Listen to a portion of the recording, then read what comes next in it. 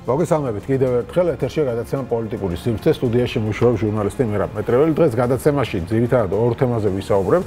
გადაცემის პირველ ნაწილში შევეცდებით გავარკვიოთ, უნდა მიიღოს თუ არა ოპოზიცია მონაწილეობა ადგილობრივი თვითმმართველობის არჩევნებში. როგორც იცით, ამ თემაზე არის განსხვავებული მოსაზრებები, უკვე ურთიერთბრალდებებიც ისმის, რომ დროზე ჩამოყალიბდნენ პარტიები. გვექნება სტუდიაში მსჯელობა და დისკუსია ამ თემაზე, სწორედ განსხვავებული პოზიციების მქონე პარტიები იქნებიან სტუმრად, ლანა გალდავა ლელოდან, მარი კარევაძე კოალიცია ცვლილებებისთვის, პაატა მაჯვალდე სტრატეგია აღმაშენებელს წარმოადგენს ის.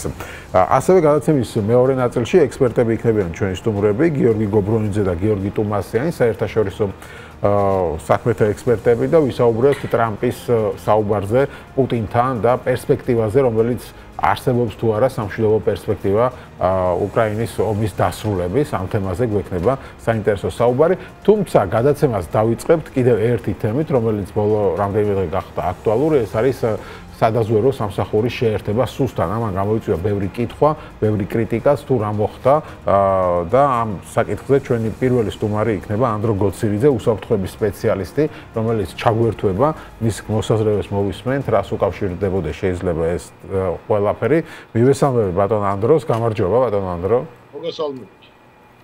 მადლობა გადაცემაში მონაწილეობისთვის და რო უთხრათ ჩვენს მაყურებლებს რას უკავშირდება თქვენი აზრით ეს ცვლილება, გაერთიანება, რაღაც ისე მოხდა, რომ ეხლა სპეციალური საგამოძიებო სამსახურიც გააუქმეს და პროკურატურას უერთებენ, ეხლა დაზვერვასაც აუქმებენ და სუს უერთებენ. ბევრი კრიტიკაც მოვისმენთ, თქვენ რას ფიქრობთ, რისკენ არის ეს ნაბიჯი გადადგმული? კი ბატონო, მოგესალმებით კიდევ ერთხელ. პირველ რიგში ალბათ უნდა ვთქვათ, რომ სახეზეა ზოგადად აი ძალაუფლების კონცენტრაცია და მცდელობა, რომ ერთ ხელში მოხდეს ამ ყველაფრის თავმოყრა. იდეაში ამას უნდა გულისხმობდეს სადაზვერვო სამსახურის სახელმწიფო უსაფრთხოების სამსახურში ინტეგრაცია. ასეთი მოდელები არსებობს და ძირითადად არსებობს ავტორიტარულ ქვეყნებში, როგორც გახლავთ რუსეთი, ბელარუსი, სადაც ერთიან უშიშროების სამინისტროში შედის სადაზვერვო მიმართულება. საქართველოსაც რამდენჯერმე სცადა ასეთი მოდელი, არ გაამართლა. და შემდგომ სადაზვერვო სამსახური ჩამოყალიბდა ცალკე უწყებად, რომელიც ექვემდებარებოდა სახელმწიფოს მეთაურს, ზოგ შემთხვევაში პრეზიდენტს, შემდგომ პრემიერ-მინისტრს. ამას თავის წინაპირობები აქვს, ზოგადად სადაზვერვო კლასიკა არის, რომ სადაზვერვო სამსახურების დივერსიფიკაცია კარგია, იმიტომ რომ რამდენიმე არხიდან უნდა იღებდეს პოლიტიკური გადაწყვეტილების მიღები აი ამ სადაზვერვო ინფორმაციას, თუმცა სოფლიოში ისეთი პრაქტიკაც არსებობს, როდესაც სადაზვერვო უწყება ამა თუ იმ სამინისტროს ხოლგის ქვეშ არის და რეალურად სად იქნება უწყება ის კი არ განაპირობებს მის წარმატებულობას, არამედ რა ამოცანები აქვს მას დასახული, როგორ სრულდება და ზოგადად ვისთან პარტნიორობს და როგორია ეს სადაზვერვო ციკლი, რომელიც უნდა უზრუნველყოფდეს პოლიტიკურ ხელმძღვანელობას გარკვეული ინფორმაციით, სადაზვერვო ინფორმაციით, რაზე დაღრდნობითაც უნდა მიიღებოდეს პოლიტიკურად მნიშვნელოვანი გადაწყვეტილებები.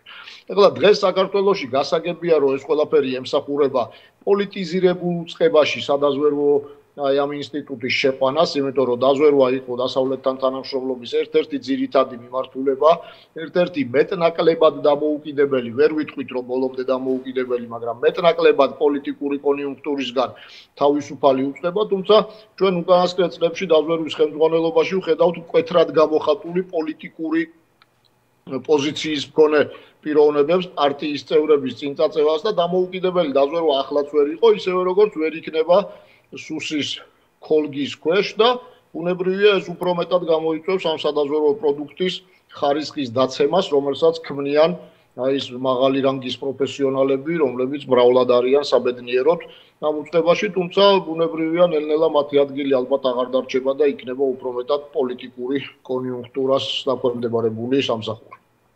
კი ბატონო, ანუ საბოლოო ჯამში ეს რაღაც ირაკლი კობახიძის ირგვლივ დაწყებულ ამ მოძრაობებს უკავშირდება თქვენი აზრით, ანუ ხო იქ ანდრიო ხანაშვილი დაინიშნა და ბევრი საუბარი იყო, რომ რაღაც ირაკლი კობახიძე ეს უფრო ძლიერდება ამ მიმართულებით, თითქოს რაღაც ბიზინა მას გადააბარა ყველაფერი, იმიტომ სუსში ახლა ლილუაშვილი იყო და უცებ ანდრიო ხანაშვილი ნახეთ, ეხლა ეს შეერთება, შეიძლება ამას დაუკავშიროთ ეს, რომ რაღაც კობახიძის ხელში ხდება კონცენტრაცია ყველაფერს. არ მგონია რომ ლილუაშვილის პერიოდშიც დაზვერვა მაინც და მაინც დამოუკიდებელი ყოფილიყო თუ ლილუაშვილის წონის ფიგურა არ იქნებოდა მისი ხელმძღვანელი და ლილუაშვილის წონის ფიგურა არ იყო დაზვერვის ბოლო პერიოდის ხელმძღვანელი ეს შემდგომმა გადაადგილებებმაც გამოაჩინა საუბარი აქ იმაზეა რომ თავისთავად სპეცსამსახური იმდენად არის ახლა პოლიტიზირებული რომ პრობლემა ის კი არ არის უწყება მეორეს შეერწყმება თუ არ შეერწყმება პრობლემა ის არის რომ ეს უწყებები მუშაობენ პარტიის ინტერესების გასატარებლად, რომელიც ხშირ შემთხვევაში არ ემთხვევა სახელმწიფო ინტერესებს. აი ახლა ამ შემთხვევაში მაგალითად პარტიული ინტერესი დასავლეთთან კონფრონტაციისა, აი ეს საარჩევნო ინტერესი, აი ამ მობილიზების, ესე იგი ელექტორალური მობილიზების, საერთოდ არ ემთხვევა სახელმწიფო ინტერესებს. ამიტომ დაზვერვის სამსახურიც შევა რა სახელმწიფო უსაფრთხოების სამსახურის შემადგენლობაში უფრო მეტად პოლიტიზირებული იქნება და უფრო მეტად დამოკიდებული იქნება კონიუნქტურაზე.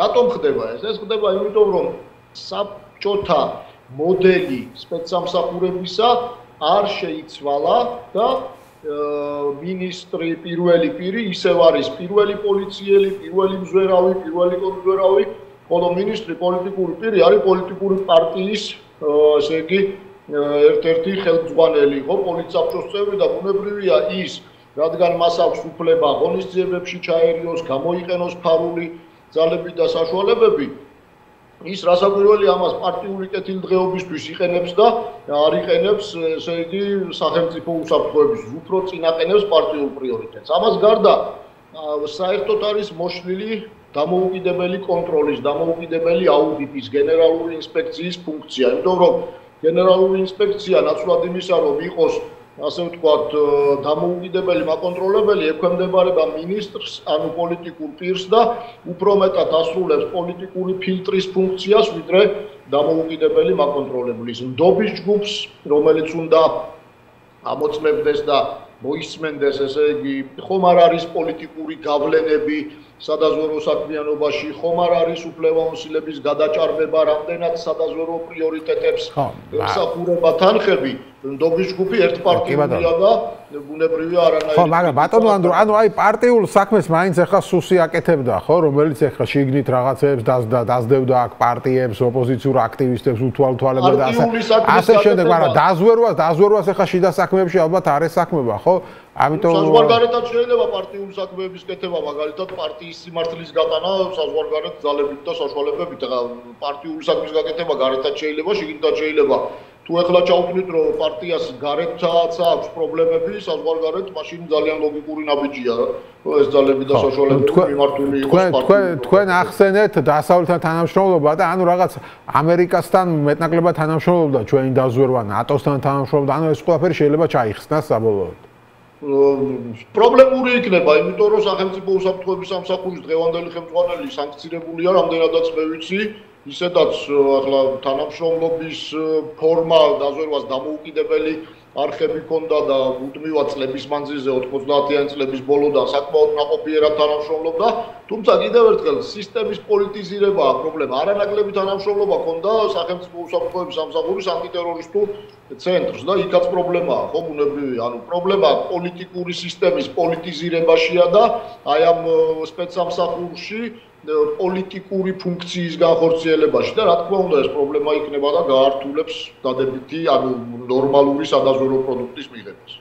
ასაგებია. მადლობა დიდი გადაცემაში მონაწილეობისთვის. ანდრო გოცირიძე, უსაფრთხოების ექსპერტი იყო ჩვენი პირველი სტუმარი, საუბრობდით სადაზვერვო სამსახურის შეერთებაზე, იცით რომ სადაზვერვო სამსახური დამოუკიდებელი იყო და ახლა სუსს შეუერთდა და როგორც ბატონი ანდროც ამბობს, კონსოლიდაცია ხდება ძალაუფლების ერთ ხელში. ჩვენ როგორც გითხარით, გადაცემის შემდეგ ნაწილში ვისაუბრებთ თვითმმართველობის არჩევნებზე. ლანა გალდავა, ლელოძლიერი საქართველოსთვის მოგესალმებით, გავდო ლანა, მარიკა არევაძე კოალიცია ცვლილებებისთვის წევრი და პატა მანჯგალიძე სტრატეგია აღვაშვილის წარმოადგენს. ის გამარჯვებათ, მადლობა გადაცემაში მონაწილეობისთვის. დავიწყებ კოალიციას ცვლილებებისთვის წევრთან საუბრით, იმიტომ რომ მათი ლიდერი გამოვიდა დღეს, ნიკა მელია და თქვა ასეთი რამ, დადგა დრო, რომ პოლიტიკური ორაზროვნება დასრულდეს. პოლიტიკური მკაფიობის და ყველა კითხვაზე პასუხის გაცემის დროა. რას ვაკეთებ? ჩებდივარ თუ არა ფარსში, სახელად ადგილობრივი არჩევნები. ამას ძალიან მკაფიოდ უნდა გაიცეს პასუხი, თქვა ნიკა მელიამ და ეს თემა დღეს გახადა, ასე ვთქვათ, ერთ-ერთი კიდევ ერთხელ წამოწია და გააქტიურა. ქალბატონო მარიკა, საბოლოო ჯამში რატო გადაწყვიტა თქვენმა პარტიამ, რომ ეს არის დღეს ყველაზე მნიშვნელოვანი საკითხი და ამაზე უნდა გაკეთებულიყო აქცენტები და მიგემართათ სხვა პარტიებისთვის, რომ დროზე თქვით რას აპირებთ? მოგესალმებით პირველ რიგში, მადლობა მოწვევისთვის. რაც შეეხება აღნიშნულ საკითხს, ეს არ გადაგვიწყვეტია კონკრეტულად დღეს, რომ არის მნიშვნელოვანი საკითხი. ეს ჩვენ დიდი ხანია ნათქვამი გვაქვს და ჩვენ აბსოლუტურად ამ მთელ ამ პროცესში დაწყებული წინასაარჩევნო კამპანიიდან გაგრძელებული, გაყალბებული არჩევნებით და შემდგომი პროცესებით, რაც მოდის, ვართ თანმიმდევრულები და ვართ მკაფიოები. ჩვენ ვაჩვენებთ თანმიმდევრულ ნაბიჯებს, არ თანამშრომლობის და სხვა ისევე როგორც სხვა ოპოზიციურ გამარჯვებულ პროდასავლურ პარტიებთან ერთად ამ თანამშრომლობამ გამოიწვია ლეგიტიმაციის საკითხი, რომელიც დღეს ასე მწვავედ აწუხებს ქართულ ოცნებას ივანიშვილის რეჟიმს, იმიტომ რომ სწორედ ჩვენი თანმიმდევრული ნაბიჯებით ის, რომელიც არის რომ პარლამენტის არაღიარებით, არცნობით, მანდატებზე უარის თქმით, შემდგომ დაფინანსებაზე, პარტიულ დაფინანსებაზე უარის თქმით და ამ თანმიმდევრული ნაბიჯებით გამოვიწვიეთ ის, რომ ესე იგი არ არის ლეგიტიმაცია, არ აქვს ლეგიტიმაცია დღეს ქართულ ოცნებას. ამ თანმიმდევრული ნაბიჯების შემადგენელი ნაწილია სწორედ და მორიგი ნაბიჯი არის უკვე ადგილობრივი თვითმმართველობის არჩევნები, რომელიც გვიახლოვდება და ამ პროცესში მონაწილეობის მიღება არ შეიძლება, ვინაიდან ამით მოხდება, არ შეიძლება ჩვენ შევიდეთ იმ პროცესში, რომელიც არის დაკავშირებული გაყალბებულ არჩევნებთან, რომელიც არის კრიმინალური პროცესი, იმიტომ რომ გაყალბებული არჩევნები არის კრიმინალური პროცესი. მეტიც თავად კალანდარიშვილმა თავად ვიაღიარა, რომ არჩევნები იყო გაყალბებული, როდესაც რამდენიმე კვირის წინ თავადვე მიიღო რაღაცა სამართლებრივი დოკუმენტი, რომლითაც ფაქტობრივად აღიარა ფარულობის დარღვევა და ამ კუთხით როგორ უნდა დაიცვას ეს ფარულობა, ამის მარეგულირებელი დოკუმენტი მიიღო, ხომ? ამ პროცესში არჩევნების გაყალბების მიუხედავად ჩვენ ხედავთ, რომ პროკურატურას დუმს, ხომ? და რა თქმა უნდა, ასე დუმილის რეჟიმში იქნება, იმიტომ რომ ეს ივანიშვილის რეჟიმის ინტერესში არ ზის, რომ პროკურატურამ ობიექტური შედეგები დადოს არჩევნების გაყალბებასთან დაკავშირებით. ადგილობრივი თვითმმართველობის არჩევნებში შესვლა პოლიტიკური პატიმრების, ანუ რეჟიმის ტყვეების პირობებში, არჩევნებში შესვლა იგივე CSKOT-ი, რომელიც დღეს არის დაკომპლექტებული, იგივე ამ ძალოვანი სტრუქტურების პირობებში და ქართული ოცნების რეჟიმის პირობებში, ეს არის სრულიად წარმოუდგენელი. ეს იქნება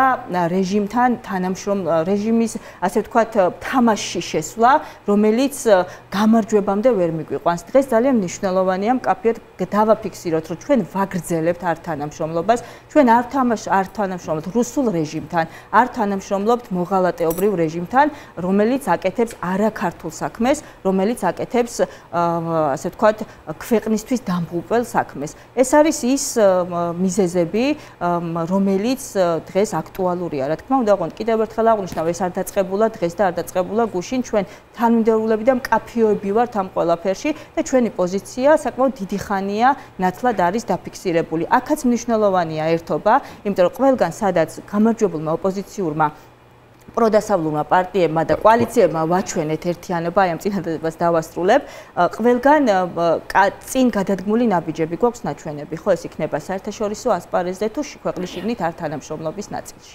ხო, თქვენი აზრით სხვა პარტიებს რატო უჭერთ მკაფიო პასუხი? მე ვერ გაგცემთ პასუხს სხვა პარტიების ნაცვლად. ყველა წარმომადგენლები და აუცილებლად დააფიქსირებენ თავიანთ პოზიციას. ჩვენ კიდევ ერთხელ ვამბობთ, ჩვენ ვართ თანმიმდევრულები, რასაც ვეუბნებით ჩვენ სამომრჩეველს, ვაკეთებთ იმას.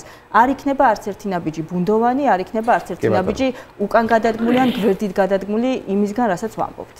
ლანა გალდავამ დღეს ასე უპასუხა ნიკას თვითმმართველობის არჩევნების საკითხის კატეგორიული ტონით დასმა და მსგავსი თემების მსგავსი ტონით შემოტანა კონფლიქტების ინსპირაციის მცდელობა, რაც ოპოზიციური სპექტრისთვის დამაზიანებელიაო. რატომ ფიქრობთ, რომ კონფლიქტზე მოდის ახლა კოალიციად? მოგესალმები და მივესალმები ტელემაყურებელს.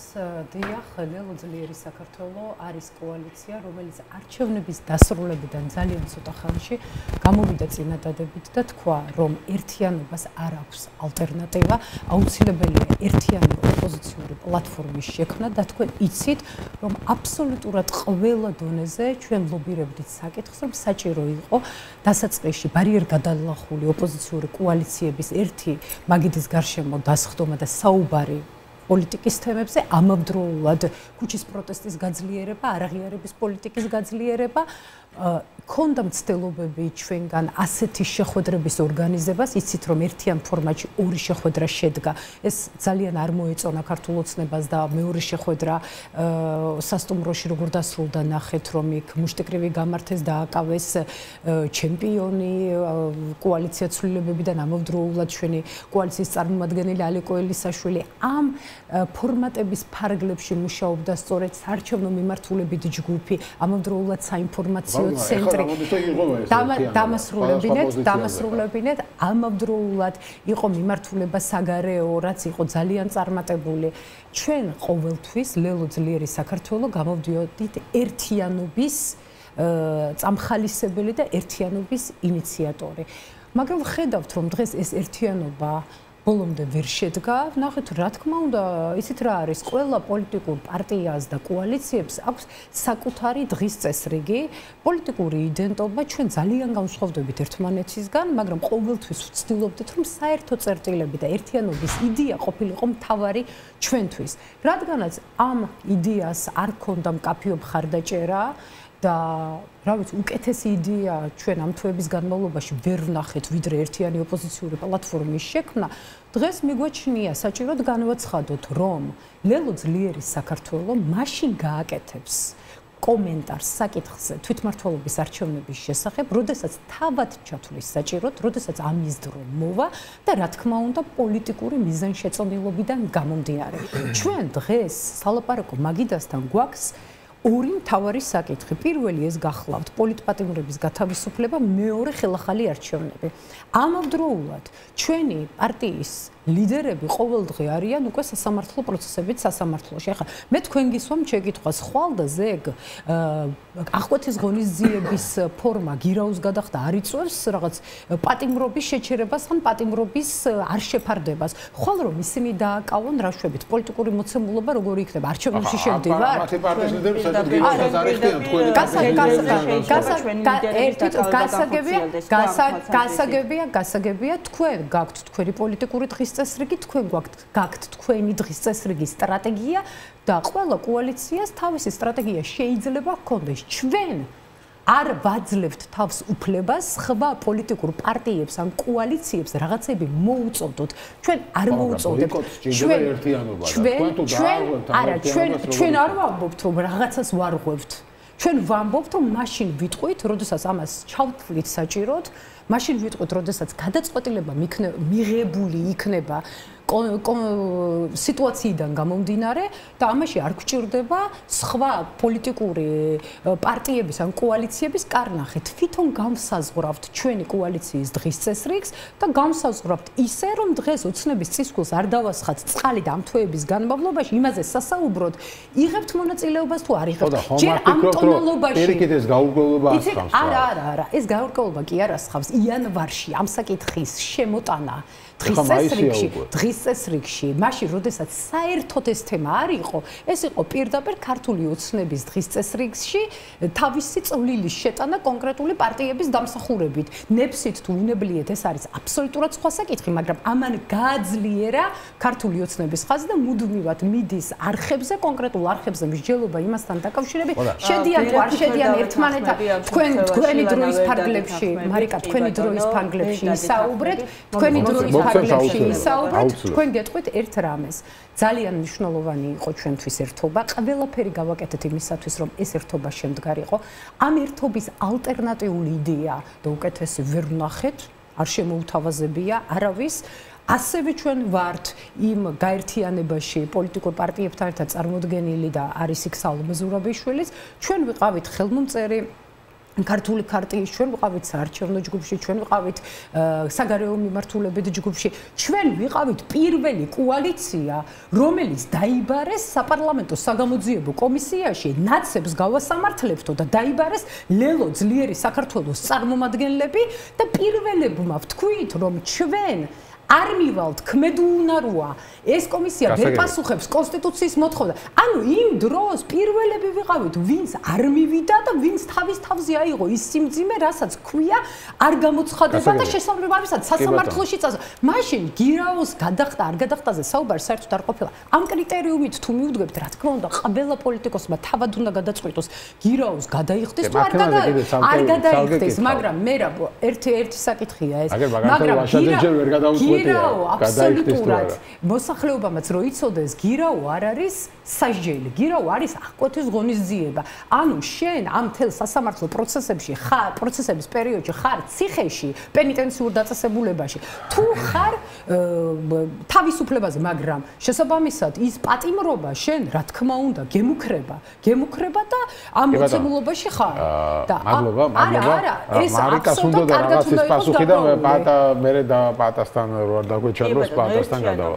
ერთიანობა, რაც გულისხმობს გარკვეულ საკითხებთან დაკავშირებით ერთობას და ერთობლივ მოქმედებას, ეს არის ის მნიშვნელოვანი საკითხი, რაზეც კოალიცია ცვლილებები არა მარტო ვეთანხმებით, არამედ ვახორციელებთ კიდევაც. ჩვენ გვაქვს არაჩვეულებრივი თანამშრომლობა, მათ შორის ლელოს კოალიციასთან, ძლიერი საქართველოს კოალიციასთან, მათ შორის არა მხოლოდ საერთაშორისო მიმართულებით, რომელიც დღესაც გრძელდება ეს თანამშრომლობა, ასევე იგივე ადამიანის უფლებების მიმართულებით, სადაც ჩვენ გაერთიანებული ძალებით ვეხმარებით ადამიანებს იმ იურიდიულ ნიუანსებში დაჯარიმება იქნება, დაკავება იქნება თუ ასე შემდგომ. ანუ ამ ნაწილში ჩვენ თანამშრომლობა გვაქვს და ერთიანობა არის ის, რაც არის მნიშვნელოვანი.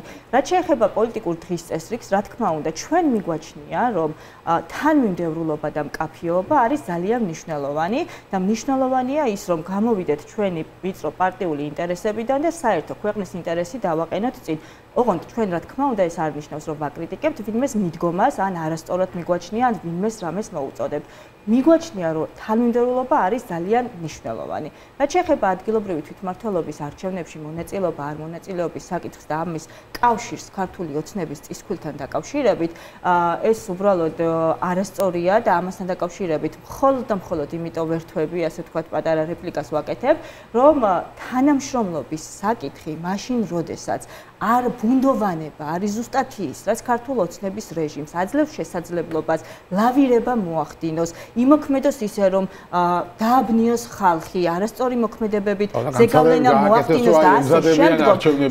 სწორედ ბუნდოვანება და არამკაფიობა არის ის, რამაც შეიძლება რეჟიმს ხელი შეუწყოს. კაფიობა და თანმიმდევრულობა ვერ იქნება ვერცერთ შემთხვევაში, ესე იგი, ქართული საქმის წინააღმდეგი. უსმინოთ, თქვენი პარტია ნაციონალურ მოძრაობამ თქვა ვარი, თქვენი პარტია მათთან ერთად არის ამ საკითხშიც თუ ცალკე მოსაზრებაა? კი ბატონო. მოგესალმებით, მადლობა მოწვევისთვის. დავიწყოთ, პარტია ზოგადად არსებობს იმისთვის, რომ რაღაც არჩევნებში უნდა მიიღო მონაწილეობა, მაგრამ მონაწილეობა რომ მიიღო, არჩევნები უნდა ტარდებოდეს და ეს ახლა რასაც ჩვენ ხედავთ, რომ სპეციალური კანონი მიიღეს პარტიების გაუქმებაზე, რასაც ხედავთ, რომ ყველა ლიდერი, რომელიც აქტიურია მეტნაკლებად სისხლისამართლებრივი დევნა არის დაწყებული, ის რასაც ხედავთ, რომ იცვლილებები, რომელიც შედარებით შეიძლება ვთქვათ პროგრესული იყო, უკან მიაქციეს და 2017 წლის ცვლილებებს დაუბრუნდა ცენტრალური საარჩევნო კომისია, ისა რა ქვია, ხელისუფლება, ის რომ რეპრესიები იზრდება, არ მცირდება, ეს ყველაფერი ძლიერი ხელისუფლებას კი არ ნიშნავს. სინამდვილეში რეჟიმს ეშინია, სუსტია.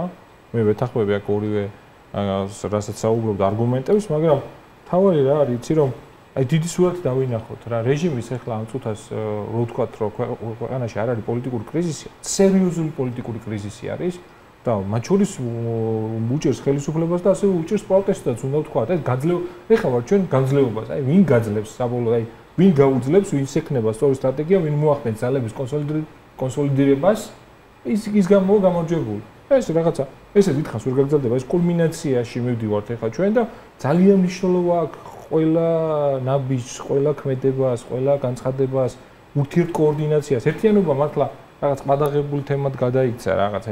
ერთიანობა კი გვჭირდება, ჩვენ გვჭირდება კოორდინაცია სტრატეგიულ საკითხებზე და ამას მეტნაკლებად ვახერხებთ ახლა. ამ თემაზე რატო ვერ მოხდა ეს? ნუ ჩემთვის სიცხად, ჩემთვის პრობლემა არ არის. არანაირი თვითმმართველობის არჩევნები ოქტომბერში არ იმართება სინამდვილეში, იმიტომ რომ როცა რეჟიმს ასე ბერკეტები საპარლამენტო არჩევნების შემდეგ კი არ შეუმცირდა, რამე კი არ შეცვალა მერა. სანქცირებულია ცენტრალური საარჩევნო კომისიის თავმჯდომარე. ვინც უნდა ჩაატაროს არჩევნები, ხო? და ყველა ბერკეტი, რაც მანამდე არსებობდა, დაპირების უფლება გართულებულია. არასამთავრობო ორგანიზაციები, რომლებიც უნდა დააკვირდეს პროცესს, უცხოეთის აგენტებად გამოაცხადა ეს. უცხოელები ვინც უნდა ჩამოვიდეს, სინასთან თუ არ შეუთავდა ხელისუფლებას, ისე პროცესში ვერ მიიღებს. უნდა წავ, ხდებით აი სად მივდივარ. და ეხლა გამოაცხადა, რომ არჩევნებში ვიღებ მონაწილეობას, ჯერ არჩევნები უნდა იყოს და უნდა მოიპოვო ეს არჩევნები. ჩვენ მე ასე ვხედავ, რატო უჭირთ მაგალითად თქვენი აზრით იგივე ლელოს ან არა, ეგ გამას დავუკვათ თქვას საბოლოო პოზიცია ამ თემაზე. არგუმენტი მე მეგონი სხვა რამეზე აქ ლაპარაკი. აპრიორი საუბარი რომ მონაწილეობის მიღება ასე საკითხი არ დგას. ეს არის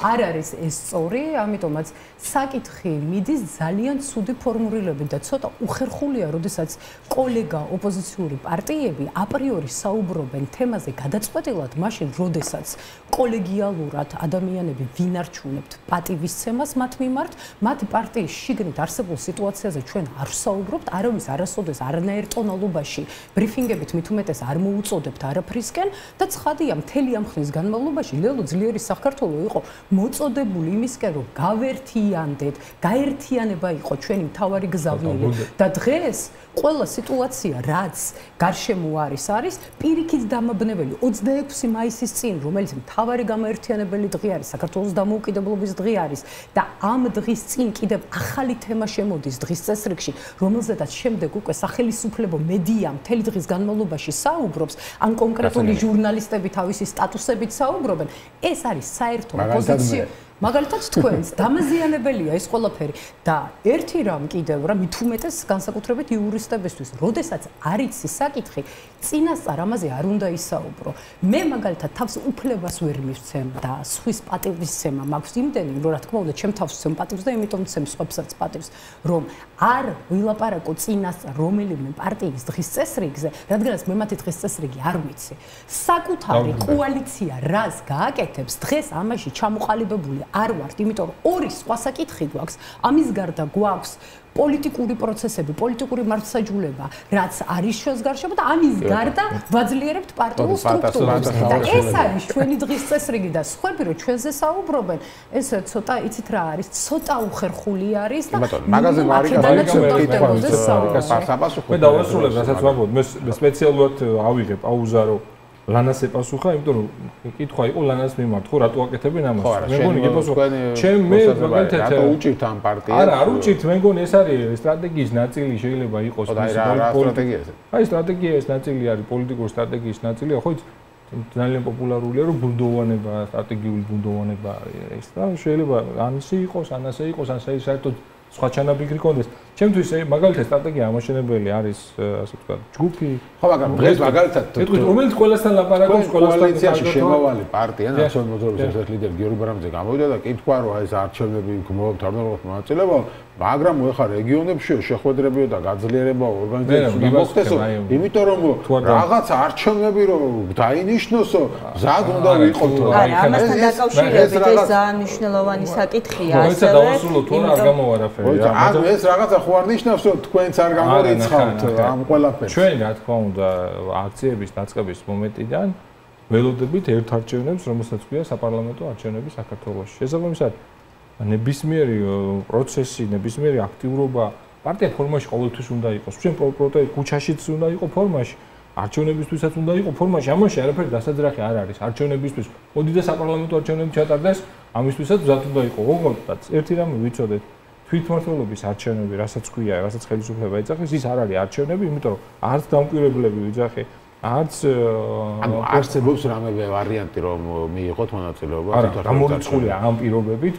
პირადად ჩემი პოზიცია არის და პარტია ამ პოზიციას აუცილებლად რა ვიცი, სულ ამბობს და კიდე გავაჟღერებ თუ არის საჭირო. კი ბატონო. რომ სანამ თავარი პირობა, პოლიტპატიმრებთან დაკავშირებული პირობა, სანამ საპარლამენტო არჩევნები არ არის და კიდე უფრო გაუარესებულია სამართლიანი არჩევნების ჩატარების პირობები, ჩვენ არ მივიღებთ ასეთ ასე ვთქვათ ფიქციაში ფარსში მონაწილეობას სახელად არჩევნები. რატომ? იმიტომ რომ სანამ ბიძინა ივანიშვილს ეს ტაბლო აქვს ხელში, სადაც ნებისმიერ შედეგის გამოცხადება შეუძლია, მანამდე არჩევნებში მონაწილეობა არის ჩვეულებრივი ოლიმპიადა. მონაწილეობა დღესდღეობით ჩვენ არჩევნები არ გვაქვს რეგიონებში და რაღაც თქვენს აქტივს ხდებით, იმიტომ ეს აღიქვა ქართულ ოცნება, რომ სინამდვილეში იტყვებიან არჩევნების ემზადებიან სულ ყველადიო. ამიტომ ხდებიან თავიანთ რაღაც აქტივს რეგიონებში და ამისთვის სამზადისი აქვს და თქვენც ხდებით? გაყალბებული არჩევნების შემდგომ ჩვენ ვემზადებით არჩევნებისთვის ბუნებრივია, ოღონდ ეს არჩევნები არის საპარლამენტო არჩევნები და ეს არის არჩევნები იმ გარემოში, როდესაც შეიძლება რომ ჩატარდეს არჩევნები და არ იყოს, ასე ვთქვათ, გაყალბებული ფორმატში რაღაცა აბსურდში მონაწილეობის მიღება. ამ არჩევნებისთვის, რომელიც ქვეყნისთვის გადამწყვეტი იქნება, რა თქმა უნდა, ვემზადებით და ყველა კოალიცია უნდა ემზადებოდეს აღნიშნული არჩევნებისთვის. უნდა დავხვდეთ ჩვენ მზად, როდესაც ეს დრო დადგება. და ამისთვის სტრუქტურის გამართვა, რეგიონებში მუშაობა, რა თქმა უნდა, არა. თუ ადგილობრივ არჩევნებში არ მიიღებს მონაწილეობა, შეიძლება ეს ადგილობრივი სტრუქტურები დაეშალოს. იქ ხალხის საკრებულოში ვეღარ მოხვდება, ხელფას ვერ ღაია. ანუ ადგილობრივი სტრუქტურებისთვის შეიძლება იყოს დამაზიანებელი. დგას საკითხი საქართველოს გადარჩენა არ გადარჩენის. ან გადარჩება ქვეყანა, ან საკრებულოში ვის რამდენი დეპუტატი ეყოლება, ამას საერთოდ არ აქვს არანაირი მნიშვნელობა, ხო?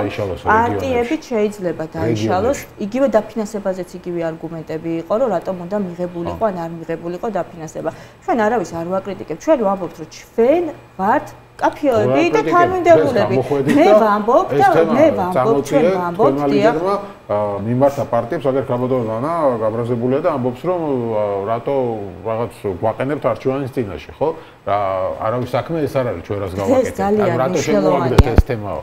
დღეს ეს თემა არ დაწყებულა დღეს მე რა, ხო და ამეთანხმებით ეს თემა ძალიან დიდი ხანია მუსირებს ადგილობრივ არჩევნებში მონაწილეობა იქნება თუ არა მიღებული ოპოზიციური პროდასავლური პარტიების მხრიდან, ხო და კოალიციების მხრიდან. ეს არის მნიშვნელოვანი და აქ საზოგადოებას უნდა კონდეს მკაფიობა, იმიტომ რომ არ გაძლიერდეს ივანიშვილის რუსული რეჟიმი.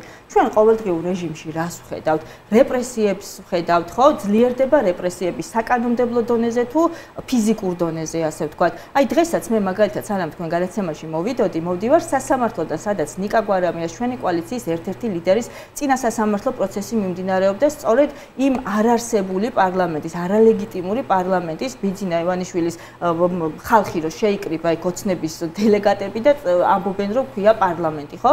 არარსებული არალეგიტიმური პარლამენტის კომისიაზე გამოუცხადებლობის გამო 22-ში 15 საათზე არის ზურაგირჩი ჯაფარიძის ჩვენი კოალიციის ერთ-ერთი ლიდერის პროცესი, სადაც ასევე მაღალია იმის ალბათობა, რომ საერთოდ მოხდეს მისი დაკავება, იმიტომ რომ გაცხადებული პოზიცია აქვს ჩვენს ლიდერებს და მათ შორის ზურას, რომ არ აპირებს ამ აბსურდული მოთხოვნის ამ გირაოს გადახდას, ხომ?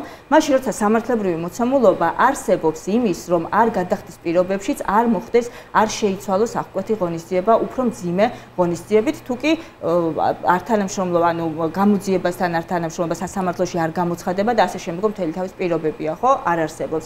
27-ში არის ნიკა მელიას პროცესი. ანუ ჩვენი გაცხადებული პოზიცია არის ის, რომ არ ვეთანამშრომლებით რეჟიმს არ ვეთანამშრომლებთ რუსულ რეჟიმს და მოღალატეობრივ კომისიას, რომელიც შეკრიბეს სადღაც პარლამენტის შენობაში. სხვებს რატო აძალებთო ამაზე არის საუბარი? ჩვენ ვამბობთ იმას, რასაც ვაკეთებთ ჩვენ და რაც მიგვაჩნია, რომ არის სწორი. კიდევ ერთხელ განვარტავ, ბუნდოვანება არის ის, რაც უნდა ოცნებას, კაფეობა არის ის, რაც ჭირდება გამარჯვებას. ჩვენ ვართ კაფეოები, ჩვენ გვაქვს ჩვენი პოზიცია. ეხლა იურისტებისგან რა როგორ უნდა ითქვას, ამას მე ვერ მივხვდი, ხალბატონი ლანა ვიზზე ამბობს და ვის გულისხმობს. თუ დამიკონკრეტებს, შეიძლება პასუხიც გავცე. კი ბატონო, ხალბატონო, გისმენთ თქვენ ამ თემასთან დაკავშირებით და ერთი დამატებითი კითხვა მექნება. არსებობს რამე ვარიანტი, რომელსაც თქვენ განიხილავთ, რა ვარიანტით შეიძლება ადგილობრივ არჩევნებში მიიღოთ მონაწილეობა? ანუ რადგან აი იანვარში რო ამბობდით ამას, რომ ჯერ ადრეაო, ну, მეტაკლებად მესვად. ანუ ეხლა უკვე მაისია. ხო, ეხლა ლამის არის თუ არჩევნებში იღებ მონაწილეობას, უკვე საარჩევნო კამპანია უნდა კონდეს დაწყებული. ანუ ეხლა ადრე აღარ არის ამ საკითხზე პოზიცია, ან ასე უნდა კონდეს, ან ისე. ხო, იანვარი აღარ არის ნამდვილად.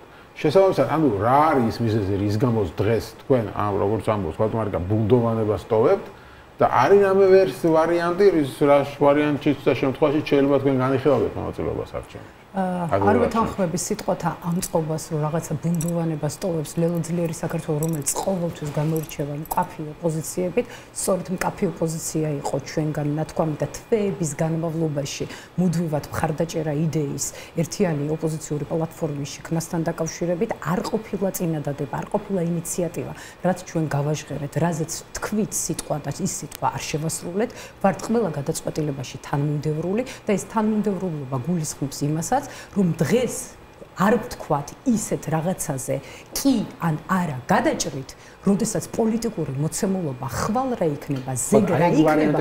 რა შეიძლება მოხდეს ისეთი, რომ თქვენ თქვათ კი ამ არჩევნებში. მაგალითად ორი საკითხი დგას დღის წესრიგში, ხომ თავი საკითხები. პოლიტპატიმრების გათავისუფლება, ხელახალი არჩევნების ჩანიშვნა. რომ მოხდეს დაუშვათ პოლიტპატიმრების განიშნა.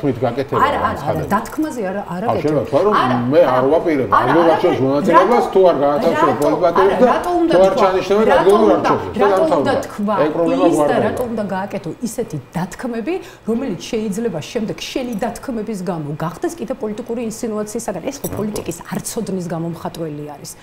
და ძალიან დიდი დილეტანტიზმის ამავდროულად. ამავდროულად არის საკითხი, რომ რა იცი, იქნება ინიშნება ოქტომბერში დაუშვათ თვითმმართველობის არჩევნებთან ერთად და საპარლამენტო არჩევნები. მეორე. იქნება იჭერენ შენი პარტიის ლიდერებს. იქნება აქტი, მეგობარი აქტი გადის და იქნება ისეთი პროცესი ხდება საგარეოზე წოლს. ამიტომ ამ ხაზებს წინასწარ ახლა ასეთი არათანმიმდევრულად წინასწარ გააკეთო განცხადება. ამიტომაც მარტივი არა, მე მხარე ხარ ამ შემთხვევაში. ამ შემთხვევაში ხარ, რასაც ამ შემთხვევაში, იმიტომ რომ დღეს წინასწარ ჩამდა ახლა თქვენი გაცხადებული პოზიცია პირდაპირ ჩამდა თქვენს სტატუსში და ახლა დღეს მე რომ მოვედი გადაცემაში, ხო, სამი ადამიანის წინააღმდეგ ვაკ მე ჩემი საკუთარი პოზიცია. ეხლა სამი ადამიანი ველაპარაკება, რატო არ ამბობ მკაფიოდ და შენი კოალიცია რატო არ ამბობს მკაფიოდ, მიიღებ თუ არ მიიღებ მონაწილეობას. ძალიან ჯერ სალაპარაკოა. ამ საკითხებზე ჯერ პოლიტიკის კოალიციის შიგნით არის წავიდე ამ არჩევნებზე თუ არ წავიდე. საერთოდ არ მიმაჩნია რომ 5 თვითად რომ უნდა გააკეთო, 2 თვით ადრე შეიძლება გამოცხადდეს პროცესი და თქვა, აიღებ იქნება გადავიფიქრო ისეთი არგუმენტი მოვისმინოთ, ვერა წავიდე არჩევნებზე. ან არ იღებ მონაწილეობას და შენი სიტყვების მძევალი რატო უნდა გახდე? ხა არაპროფესიონალი თუ ხარ და თავიდან ბოლომდე თუ შენ სიტყვას შემდეგ როგორ გადაწყვეტ, მამას არ აქცევ მნიშვნელობას. იცი რა არის, მე ვარ აბსოლუტურად ძალიან კორექტული, მაგრამ ყოველთვის ვცდილობ რომ სხვისი პოლიტიკური ოპონენტის მიერ გაკეთებულ განმარტებაზე კომენტარი არ გავაკეთო. მაგრამ როდესაც რაღაცაზე მოგიწოდებენ რაღაც გარკვეული ტონალობებით, მაშინ როდესაც შენ თავს სიმპათიებს და საერთოდ არასოდეს არც ერთ კოალიციას არ მართავ რაღაცის მოწოდებით, ყველას აქვს საკუთარი დღის წესრიგი. შეიძლება კონკრეტული პოლიტიკური კოალიციის დღის წესრიგი არის აი ესეთი რაღაც შეთქმულების თეორიების და გარკვეული განხეთქილების ინსპირაციების შემოტანა. შეიძლება ეს მათი პოლიტიკური სტრატეგიის ნაწილი იყოს. მე ვამბობ სიმართლეს და ვამბობ იმას, რომ ეს საკითხი ჩვენთან არ განიხილება. მიგვაჩნია, რომ ამ საკითხის განხილვა 5 თვით ადრე ჩვენთვის არის ნაადრევი. გადაწყვეტილება მიღებული არ არის, არც მონაწილეობის და არც არ მონაწილეობის.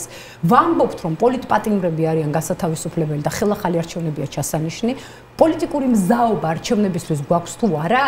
ზოგადად ვემზადებით ხელახალი არჩევნებისთვის, რეგიონებში დავდივართ, არ შეგვიწყვეტია სიარული რეგიონებში და თბილისის წევრებთან შეხვედრაზე, ვაძლიერებთ პარტიულ სტრუქტურებს და ყოველდღიურად ვხედავ და სხვა პოლიტიკური ლიდერები ხა ვნახე, ვინ საიდან საუბრობდა და მე მგონი რაღაც სხვადასხვა რეგიონებიდან საუბრობენ და ხა ლელოს რეგიონებში შეხვედრები თუ ვიღაცას ძალიან გულზე მოხვდა, საიდან ერთვებიან, ახლა ესეც გავარკვიოთ, ხო, თბილისიდან და სტუდიებიდან ხო არ ერთვებიან, რეგიონებიდან ერთვებიან. ჩვენ ვამბობთ, არ ვმალავთ კი, რეგიონებში ამომრჩევლებსაც, ახალ შემომატებულ წევრებსაც ხვდებით, ადგილობრივ აქტივებს ხვდებით, სამოქალაქო საზოგადოებას ხვდებით, კონკრეტულ დაინტერესებულ ჯგუფებს ხვდებით და ვამბობთ კიდევ ერთხელ, როდესაც ჩავთვლით საჭიროდ, როდესაც ამის დრო მოვა, როდესაც მიზანშეწონილობა იქნება ჩვენს მიერ განსაზღვრული. რამე არგუმენტი, ანუ რაღაცა სცენარი თუ არსებობს, რომ შეიძლება ისეთი სცენარი არსებობს, ანუ არგუმენტი არსებობს, რომ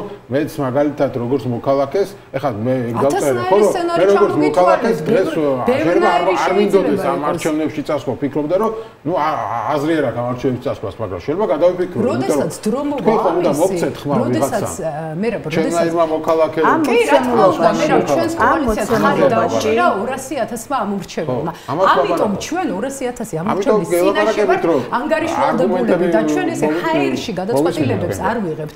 ეს გადაწყვეტილებები უნდა იქნას მიღებული პოლიტიკური სიტუაციის გათვალისწინებით, მდგომარეობის გათვალისწინებით, უნდა იყოს პოლიტიკური მორალი მასში გათვალისწინებული, რაციონალიზმი უნდა იყოს გათვალისწინებული, სიტუაციის ღრმა ანალიზი უნდა იყოს, შენი პოლიტიკური ჯგუფები, შენი სტრუქტურებთან უნდა იყოს ეს ყველაფერი გავლილი და ეხლა რას გააკეთებს კონკრეტული კოალიცია, თუნდაც ბარიერ გადალახული 4 კოალიციის ფარგლებში.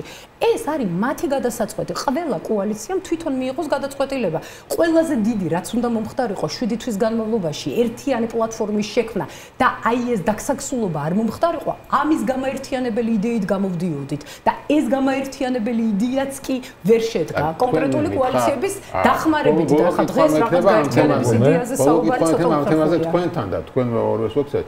ანუ 5 თვით ადრეა ამბობთ. აი რამდენი თვით ადრე გექნებათ პასუხი? როდესაც გამოაცხადებენ საბოლოო ვადას და ეს იქნება ალბათ 2 თვით ადრე, მაშინ გაგცემთ პასუხს. მივიღებთ თუ არ მივიღებთ. იქამდე რატო უნდა გაგცეთ და რაღაც ამაზე მინდა თქვენ პასუხი რატო შევქმნათ მე ზოგადად ადამიანი კის და არას შანტაჟის რეჟიმში რომ იწყავს შეკითხვას, პირდაპირ პასუხობ რომ მე ასე არ პასუხობ. მithumetas თუ ხარ პასუხისმგებლიანი პოლიტიკოსი. ანუ ქალბატონი რას ამბობს და იგივე გახარიაც, ხო, რომ რატო უნდა შევიზღუდო მე მანევრის საშუალება. ხო, ან თვითონ რატო უნდა გამოვიდე და რაღაცა მანევრირება მოვიჭრა ჩემი განცხადებით, როცა შემიძლია რომ დავიტოვეს მანევრების საშუალება, სანამ აქ ამის. არა, უბრალოდ შენ დღეს ასე რატო ვისაუბრო მე? ხო, ეგ ერთი თემა არის და მეორე ეს არის რომ ხელისუფლებასთან ურთიერთობაში მე რატო უნდა წინასწარ რაღაცა ჩავჭრა ერთი მხარე. არა, ხელისუფლებას დღესდღეობით პოლიტიკური ისტორია არის რომ შენ თვითონ იზღუდავ რაღაც მანევრის საშუალებას. დღესდღეობით რაც ყველაზე მეტად აწუხებს ივანიშვილის რეჟიმს, ეს არის ლეგიტიმაციის არ ქონა. ადგილობრივი თვითმმართველობის არჩევნებში შესვლა მათთვის, მათი მხრიდან ალბათ დანახულია როგორც გეგმა თუ როგორ მიიღონ ლეგიტიმაცია, ხომ? არჩევნებში დაფიქსირება, რომ ამ ვითარებაში, ამ მოცემულობაში, როდესაც გვყავს პოლიტიკური პატიმრები, როდესაც არჩევნების არ გაგვაჩნია საერთოდ, ხომ? რომ ამ საარჩევნო კომისიის პირობებში არჩევნებში არ მოხდება შესვლა, ეს არის მკაფიო პოზიცია. რა უნდა შეიცვალოს იმისთვის, რომ მონაწილეობა მიიღოს, ამაზე საუბარი შეეძლო ქალბატონ ლანას, თუმცა ამან ბევრი ისაუბრა სხვა კოალიციების რაღაც დილეტანტიზმზე, ასე შემდგომ და ასე შემდგომ, რაზეც მე უბრალოდ თავს არ მივცემ უფლებას, რომ ამ ყველაფერზე პასუხი გავცე, არა ვართ ამ რეჟიმში და საერთოდ მე პირადადაც და კოალიციურადაც ჩვენი კოალიცია მომხრევართ, რომ რა შეიძლება შეიცვალოთ 4 ჩამონათვალი თქვენ პირველად დაარღვიეთ ჩემთან ჩემს სიტყვაში რო ჩაიჭერით და ჩამონათვალი რაც მე ვთქვი 4 მაგალითად წინაპირობა ეს ვერ გაიგეთ ამ მოცემულობაში როდესაც ეს ყველაფერი ცვლილება არ არის განხორციელებული თქვენ მიგაჩნიათ რომ არჩევნებში შესვლა არ შესვლაზე შეიძლება იყოს რაიმე პოზიცია გარდა იმისა რომ არ თანამშრომლობა უნდა გაგრძელდეს გასაგებია თქვენი პოზიცია საუბარი ამ საკითხზე მიზანშეწონილი და მე რა თქმა უნდა არასოდეს არ მივცევ თავს უფლებას სხვა კოალიციას მოვახვიოთ ჩემი პარტიული დღის წესრიგი. მესმის რომ ეს შეიძლება იყოს თქვენი კოალიციის სტრატეგიის სამოქმედოს ნაწილი, მაგრამ ისაუბრეთ საკუთარ დღის წესრიგზე და ნუ ისაუბრებთ სხვა პარტიებმა რა გააკეთონ. ეხლა ლელო ძლიერი საქართველოს ხო მუდამ საკუთარ დღის წესრიგზე საუბრობთ. როდესმე გინახავთ რომ გამოვსულიყავით და ჩვენ გვესაუბრათ თქვენ პოლიტიკურ სტრატეგიებზე? არასოდეს ამას არ ვეთქვი. ჩვენი სამოქმედო გეგმები გვაქვს და ჩვენ საუბრობთ ჩვენს დღის წესრიგზე, არამედ ვახორციელებთ და ვდგავთ კონკრეტულ ნაბიჯებს, იმ ნაბიჯებს, რომელმაც მიგვიყვანა იმ შედეგებამდე, ვისი თანამონაწილე ჩვენ ვართ. დღეს გვაქვს წარმატებებს და ჩვენი მიზანი არის ის, რომ ორხმაში ვისაუბროთ, არ მოგცეთ იმის საშუალება, რომ დავასრულოთ კონკრეტული პოზიციები, მიუხედავად იმისა, ეს თქვენ მოგწონთ თუ არ მოგწონთ, ძალიან არასწორია, თუმცა ორხმაში საუბარი ძალიან შესაძლებელია და გაგრძელება. ახლა მტრად რატო არ ვიყავ? არა, მტრად არ არის, ვისი მხარეა რაღაც თემასთან დაკავშირებით თქვენ განსხვავებული აზრები მაქვს ის რომ დღეს არ თანამშრომლობა არის ძალიან მნიშვნელოვანი და კავშირობა თუ ყველა ვართ მოქალაქეები და მაშინ ჟურნალისტების მოქალაქეები არიან და რაღაც თემაზე აქვს თავიანთი აზრი ადამიანებს ხო ისეთ საკითხზე საუბრობთ მტკიცებით რომელზედაც მე ამ პოლიტიკური საბჭოს კავშირობა არის ძალიან მნიშვნელოვანი მტკიცებით ვამბობთ იმას რომ კაფეობა ამ პროცესში რომელშიც დღეს ჩვენ ვიმყოფებით არის ძალიან მნიშვნელოვანი ამომრჩეველთან სწორი კომუნიკაცია მისთვის რასაც ვამბობთ იმის შესრულება არის ძალიან მნიშვნელოვანი არ თანამშრომლობის გაგრძელება არის ძალიან მნიშვნელოვანი და დიახ ეს ჩვენი დღის წესრიგია ჩვენ მოქმედებთ ჩვენი დღის წესრიგის შესაბამისად თუ ეს ვინმეს არ მოსწონს ახლა ამაზე ჩვენ პასუხს ვერ ვაგებთ გასაგებია პატარო არ დავჭაგროთ ამ თემაზე მითხარ შენი აზრი და მე მინდა სხვა თემაზე ჩემი პოზიცია მე ვთქვი რომ იმისთვის რომ არჩევნებში მიიღო მზად უნდა იყო ყოველთვის და მიიღო მონაწილეობა არჩევნები უნდა იყოს ეს არ არის არჩევნები რასაც რისთვისაც რეჟიმი ოპოზიცია ამბობს რომ ივანიშვილმა არჩევნები გააუქმაოდა ხო მაგას ვამბობ რომ ივანიშვილმა არჩევნები გააუქმა ამ გააუქმებულ არჩევნებში როგორ შეიძლება მიიღო მონაწილეობა ხო ეს კითხვა უფრო გართულებულია საწინა საპარლამენტოსთან შედარებით კიდევ უფრო გართულებულია პირობები კიდევ გამიმეორებ ხო კანონი მიიღე სპეციალური პარტიების გაუქმების ლიდერებს იჭერენ უცხოელები არ ჩამოდის ეჯობერი არჩევნებამდე მე რა ხდება თუ შეიცვალა ახალი არჩევნები დანიშნეს და პოლიტიკური დევნილები გამოუშვეს და რა ვიცი მე ახალი კომისია შეიქმნა და რა პირობებიც გვაქვს სამართლიანი არჩევნებისთვის უკეთესი პირობებია რა თქმა უნდა პარტია არჩევნებში ხო და მე გამოვარ რომ პოზიციის შესვლა მოგიწევთ თუ ამაზე რატომ მომიწევთ პოზიციის მე იმისთვის რომ არჩევნებში მივიღო მონაწილეობა მოჩატარის არჩევნები და ეხლა ამ გადასახედიდან ვერ ვხედავ რომ უკეთესობისკენ მიდის რამე ეს არის მოცემულობა მეტი არაფერი კი ბატონო, გასაგებია და გიროვის თემაზე მინდა უცბად გადავიდე. არის პარტია, რომლის სამივე ლიდერი ამბობს არ გადავიხდით გირაოს, სწავალთ ციხეში, არის პარტია, რომელსაც გადაიხადეს გირაო, თუმცა მაინც შეიძლება მოუწიოთ ციხეში წასვლა, ეხლა საბოლოო ჯამში რა ვერდიქტი იქნება არ უნდა იცი და თქვენი პარტიის ლიდერი ჯერჯერობით მგონი არ ჩამოყალიბება, იხდის თუ არა გირაოს. ესე იგი, გირაოსთან დაკავშირებით რო ვთქვათ, რომ ცალსახა პოზიცია გვაქვს, ნამდვილად არ არის. პარტიის შიგნითაც არ არის ცალსახა პოზიცია, ორივე მხარეს არის არგუმენტები. ჩვენ გვესმის არ გადახდის არგუმენტები, ძალიან ასე ვთქვათ, პრინციპული საკითხია. ადამიანები მიდიან პატიმრობაზე თავისი რაღაც სიტყვის გამო, ეს დასაფასებელია. მაგრამ ასევე მე ვფიქრობ, რომ ჩვენგან ხალხი მოითხოვს არა კიდე მეტ ტყვეს და მეტ მასალას ვთქვია.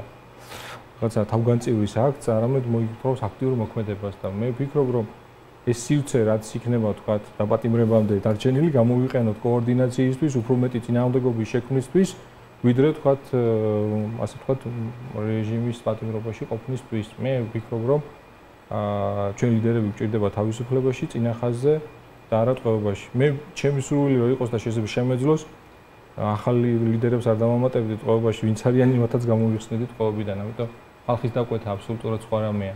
ხალხის დაკვეთა არის არა რაღაცა თქვათ თავდადება მხოლოდ, არამედ შედეგებიც. ანუ უფრო გადახდისკენ იხრებით. შინაგანად ჩემი მე ვერ ვიტყვი რომ ამას არ ექნება თქვათ არ გადახდას რომ შეიძლება ვიღაცამ თქვათ შეწუხდეს რომ აი საერთოდ ყველა ლიდერი დაკავებულია და ყურადღებას არ მიიპყროს ეს ჟესტი, მაგრამ ეს უკვე სხვაზე დამოკიდებული პოლიტიკური ქმედებაა და მე ყოველთვის აქტიური ქმედების მომხრე ვარ და ჩვენზე ვიყოთ და ჩვენ ფეხებზე ვიდგეთ უკეთესია ვიდრე თქვა სვის რეაქციას დაველოთ. ხო, კავტო მარიკა, ანუ საკითხი ასე დგება, რომ ეხლა ციხეში ჯობია ხო პოლიტიკური ლიდერები თუ ხო გარეთ ეხლა პროცესისთვის რა ჯობია და ძალით რატომ მიდიხართ ციხეში? ციხეში არც პოლიტიკური ლიდერების ყოფნა ჯობია და არც მოქალაქეების, რომელიც თავისუფლებისთვის იბრძოდნენ რუსთაველის გამზირზე და დღეს აბსოლუტურად აბსურდული ბრალდებებით სხედან ციხეში ყველანი წინასწარი პატიმრობის ფარგლებში, ხომ, როგორც აღკვეთი ღონისძიების სახით აქვთ მათ შეფარდებული. ამ შემთხვევაში ეს არის ბრძოლა და გადაცულია რეჟიმი ახალ რეპრესიებზე, რომელიც არის პოლიტიკური ლიდერების, პოლიტიკური კოალიციების ლიდერების უკვე დაკავებებზე არის პირდაპირ გადასული. ხომ, ეს არის ბრძოლის ნაწილი, ისინი ამ ბრძოლით ჩვენ ვერ შეგვაშინებენ. კიდევ ერთხელ ხაზს ვუსვამ, წულუკიანის არალეგიტიმური პარლამენტის რაღაცა კომისიაზე არ გამოცხადება, ანუ რომელიც თავის მხრივ სხვათაშორის თუ კი საკანონმდებლო ნაწილშიც ჩავალთ, ადმინისტრაციულ სამართალდარღვევათა კოდექსით გათვალისწინებულ ქმედებას წარმოადგენს, რომ დავუშვათ, რომ კომისია მართლა არსებობს და რომ დავუშვათ, რომ კომისიაზე მიწვევა. გიპასუხათ თუ რამდენიმე წუთის წინ და მან თქვა იმ მომენტიდან, როცა სისხლის სამართლის კოდექსის ცვლილება შევიდა, პარლამენტის დროებითი საგამოძიებო კომისიის მოთხოვნით შეუსრულდა შესრულება სისხლის სამართლებრივი წესით ისჯება. ამაზე ვცლად საუბრობდა ეს პროკურორი ადგილზე პროცესზე, სადაც ვიყავი, თუმცა როდესაც ადგილზე ჩვენ გვაქვს დღეს სამართლებრივი სივრცეში ადმინისტრაციულ კანონმდებლობაში აღნიშნული ნორმა შეტანილი იქნა როგორც ადმინისტრაციულ სამართალდარღვევა, თუმცა შემდგომში როდესაც ჩაითვალა, რომ ხსენებული ქმედებისთვის დაწესებული უნდა ყოფილიყო სისხლის სამართლის პასუხისმგებლობა, იმ მომენტიდან როდესაც ცვლილება შევიდა კოდექსში ეს ქმედება ისჯება სისხლის სამართლებრივი წესით. კი ბატონო, ეხლა მაშინ იურიდიულ ნიუანსებზეც გავამახვილოთ ყურადღება იმისთვის, რომ ხო არა თუ ერთი პოზიცია წავიკითხეთ, მეორეც აუცილებლად უნდა გაჟღერდეს, ხო? დღესდღეობით ორი მოქმედი ნორმა გვაქვს, ორი ერთი და იგივე დონის კანონში, ეს გახლავთ სისხლის სამართლის კოდექსი და ეს გახლავთ ადმინისტრაციულ სამართალდარღვევათა კოდექსი. ადმინისტრაციულ სამართალდარღვევათა კოდექსიც პირდაპირ ამბობს, რომ საგამოძიებოს პარლამენტის საგამოძიებო კომისიაზე არ გამოცხადება, არის სამართალდარღვევა და ითვალისწინებს ფულად სანქციას. ასევე არის გათვალისწინებული სისხლის სამართლის კოდექსით. სისხლის სამართლის კოდექსში ეს მუხლი არსებობდა მანამდეც, თუმცა ადმინისტრაციული სამართალდარღვევის ერთჯერად მინიმუმ ერთჯერ გამოუცხადებლობის შემდგომ შეიძლებოდა რომ დამდგარიყო სისხლის სამართლებრივი პასუხისმგებლობა. დღეს გვაქვს ორი მოქმედი ნორმა და არა გვაქვს მითითება თუ რომელი შეიძლება ამოქმედეს კონკრეტულ შემთხვევაში. ასევე ჩვენ შევხედავთ ასე ვთქვათ სისხლის სამართალში მოქმედ პრინციპს, როდესაც არსებობს უფრო მსუბუქი ფორმა, უნდა იქნას გამოყენებული უფრო მსუბუქი ფორმა. ანუ მოცემულ შემთხვევაში ნორმათა კონკურენციის პირობებში, როდესაც სახეზე გვაქვს ერთი და იგივე ქმედება, რომელიც ადმინისტრაციულ სამართალდარღვევასაც წარმოადგენს და სისხლსაც, ადმინისტრაციულ სამართალდარღვევით უნდა მოხდეს პასუხისმგებლობა, თუ კი ასეც ექნება ადგილი. თუმცა ჩვენ არა ცვლილება 99 წლის ცვლილებებზე საუბრობს ეს კონკრეტულად პროკურატურა ამ შემთხვევაში, რომელიც ბოლო ცვლილება განხორციელდა 99 წელს, თუმცა მას შემდგომაც განხორციელდა 2000-ში ცვლილება, რომელმაც არ ამოიღო ეს ნორმა და პირიქით შემფარდებელი დააზუსტა, ხო? რატო მიდიხართ აი ამ ნაბიჯზე, როცა თქვა რეპრესიებზე არ მივდივართ ჩვენ, რეპრესიებზე მოდის რუსული რეჟიმი, ივანიშვილის რუსული რეჟიმი, ჩვენი მკაფიო ოპოზიცია ამ რეჟიმთან არ თანამშრომლობა, მისი არარსებულ კომისიასთან არ წასვლის შედეგებს ხედავთ ჩვენ, რომელიც გადათარგმნეს რეპრესიებში. რა თქმა უნდა, პოლიტიკური ლიდერები ჯობია გარეთ და ჯობია ხალხთან ერთად ბრძოლის ველზე, თუმცა ესეც პოლიტიკური ბრძოლის ნაწილია და ამ ბრძოლით, ამ ასე ვთქვათ რეპრესიების ახალი ტალღით ვერ შეგვაშინებენ. გასაგებია თქვენმა ლიდერებმა რატო გადაიხადეს? ირაო, ამის არგუმენტი რა არის? ზოგადად ჩვენით გაიხსნა ეს საგამოძიებო საპარლამენტო კომისია და პირველად დაიბარეს და კიდევ ერთხელ აღნიშნავ, რომ ნაციონალური მოძრაობის გასამართლებელ კომისიაზე მამკა ხაზარაძე და ბადრი ჯაფარიძე დაიბარეს. იქ საერთოდ საუბარი იმ პერიოდში გირაოს გადახდას და არ გადახდასთან დაკავშირებით არ ყოფილა. საუბარი იყო მისვლასთან და არ მისვლასთან დაკავშირებით და ვიყავით პირველები, რომლებმაც ვთქვით, რომ არ მივალთ. იმიტომ რომ არის ქმედულნარო, იმიტომ რომ წინააღმდეგება საქართველოს კონსტიტუციას პარლამენტის. ხო, ამაზე არის პასუხი, რომ თუ იმას არ აღიარებ, თუ ეხლა ამის გამო გირაოს რატო აღიარებ, ხო? გავაგრძელებ. ახლა რაც შეეხება უშუალოდ იმ საკითხს, რომ რომელიმე პოლიტიკოსი, რა თქმა უნდა, თავად პოლიტიკოსმა უნდა გადაწყვეტოს, მისი გადასაწყვეტია ის გადაიხდეს გირაოს თუ არ გადაიხდეს, მაგრამ გირაოს არ გადახდაც კი აპრიორი მუხლი არ ითვალისწინებს, რომ აუცილებლად პატიმრობა იქნება შეფარდებული. ანუ ამას თვითონ როგორ განმარტავენ და როგორ გააკეთებენ, ამას დავაკვირდებით სხვადასხვა სასამართლო პროცესზე. რაც შეეხება უშუალოდ გირაოს ნაწილს, მე მაგალითად ჯარიმას როდესაც შემიფარდა უკვე გზის გადაკვეთის და იმის რა ქვია საკითხზე სასამართლომ და მაშინ როდესაც რეალური მტკიცებულებები დავდე პირდაპირ, რომ ამ დროს ვიმყოფებოდი სხვა ადგილას და იქ დროც ჩანს და ყველანაირი მოცემულობა ლაივი მაქვს. მაგრამ 5000 ლარიანი ჯარიმა გადასახდელი მაქვს. ამ შემთხვევაში ის ჯარიმაც უსამართლოა, მაგრამ უნდა გადავიხადო. ეს ხო არ არის ნებაყოფლობითი გადახდა. ან იხდი, ან არ იხდი, არ გადაიხდი და შეძეც წამოვა პასუხისმგებლობები.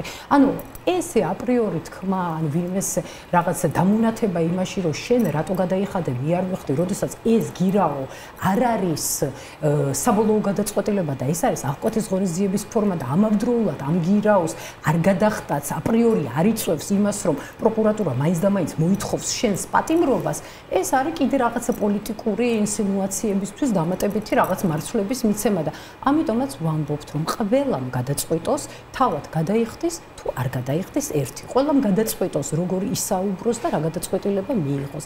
ჩვენ თავარს ვამბობთ 7 თვის განმავლობაში უნარი უნდა გქონოდა და გამოგვენახა საერთო იდეა, რომ აი ეს საკითხები ერთიან პოლიტიკურ მაგიდასთან განხილულიყო და ტელევიზიით, ბრიფინგებით და კომენტარებით არ გქონოდა ერთმანეთთან კომუნიკაცია.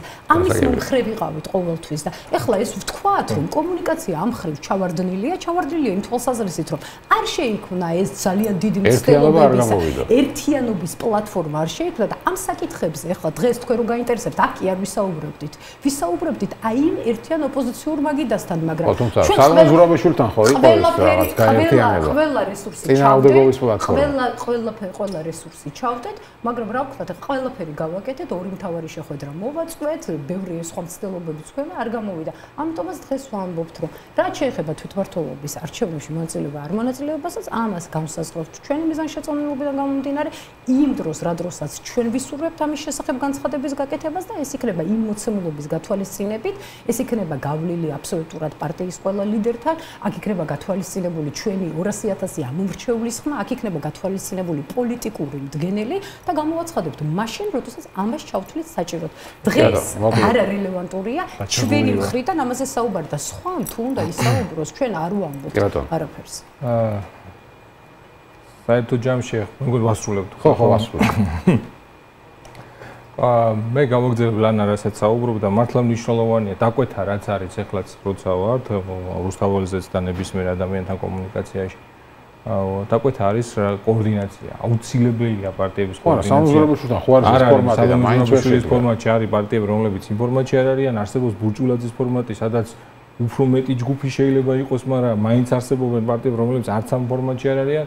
მე ვფიქრობ ისევე, აი, თავარი ახლა პრობლემა, რასაც ამ მაგიდასთანაც ჩანს, არის რომ მეტი კოორდინაცია ჭირდება პარტიებს ერთმანეთთან, იმიტომ რომ ეს საკითხები, რაც თუნდაც განსხვავებული აზრები იყო, ეს შეიძლებოდა კოორდინაციის ფორმატში მოგვარებული იყო. ხალხის დაკვეთა არის კოორდინაცია და რაც უფრო კოორდინაციაში ვიქნებით, უფრო მეტად შეგვეძლება გავლენა მოვახდინოთ პროცესზე. დაგსაქსულობა არის ჩვენი მტრის, ანუ რეჟიმის ინტერესი. ერთიანობა არის მნიშვნელოვანი კოალიციაცულებისთვის, ყველაფერს აკეთებს იმისთვის, რომ ეს ერთიანობა იქნეს შენარჩუნებული და მიღწეული პირველ რიგში.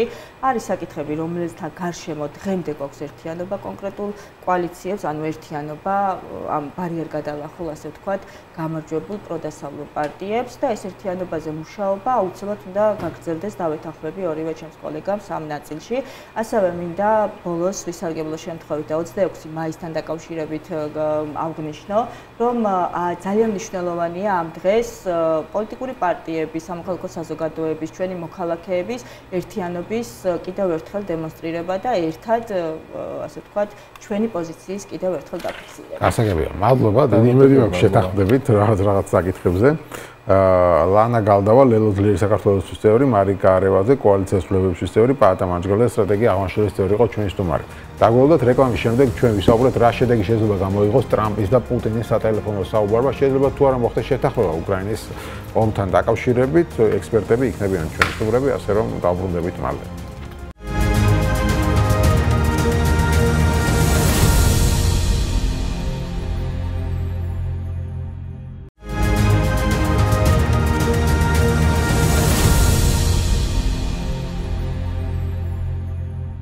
მაშასე ჩვენ დავბრუნდით ეთერში, როგორც გითხარით, გადაცემის ამ ნაწილში ჩვენ უკრაინის ომზე ვისაუბრებთ. კვლავ, როგორც იცით, შედგა საუბარი დონალდ ტრამპსა და პუტინს შორის. პუტინმა ამ საუბრის შემდეგ თქვა, დონალდ ტრამპთან საუბარი გულახდილი და შინაარსიანი იყო.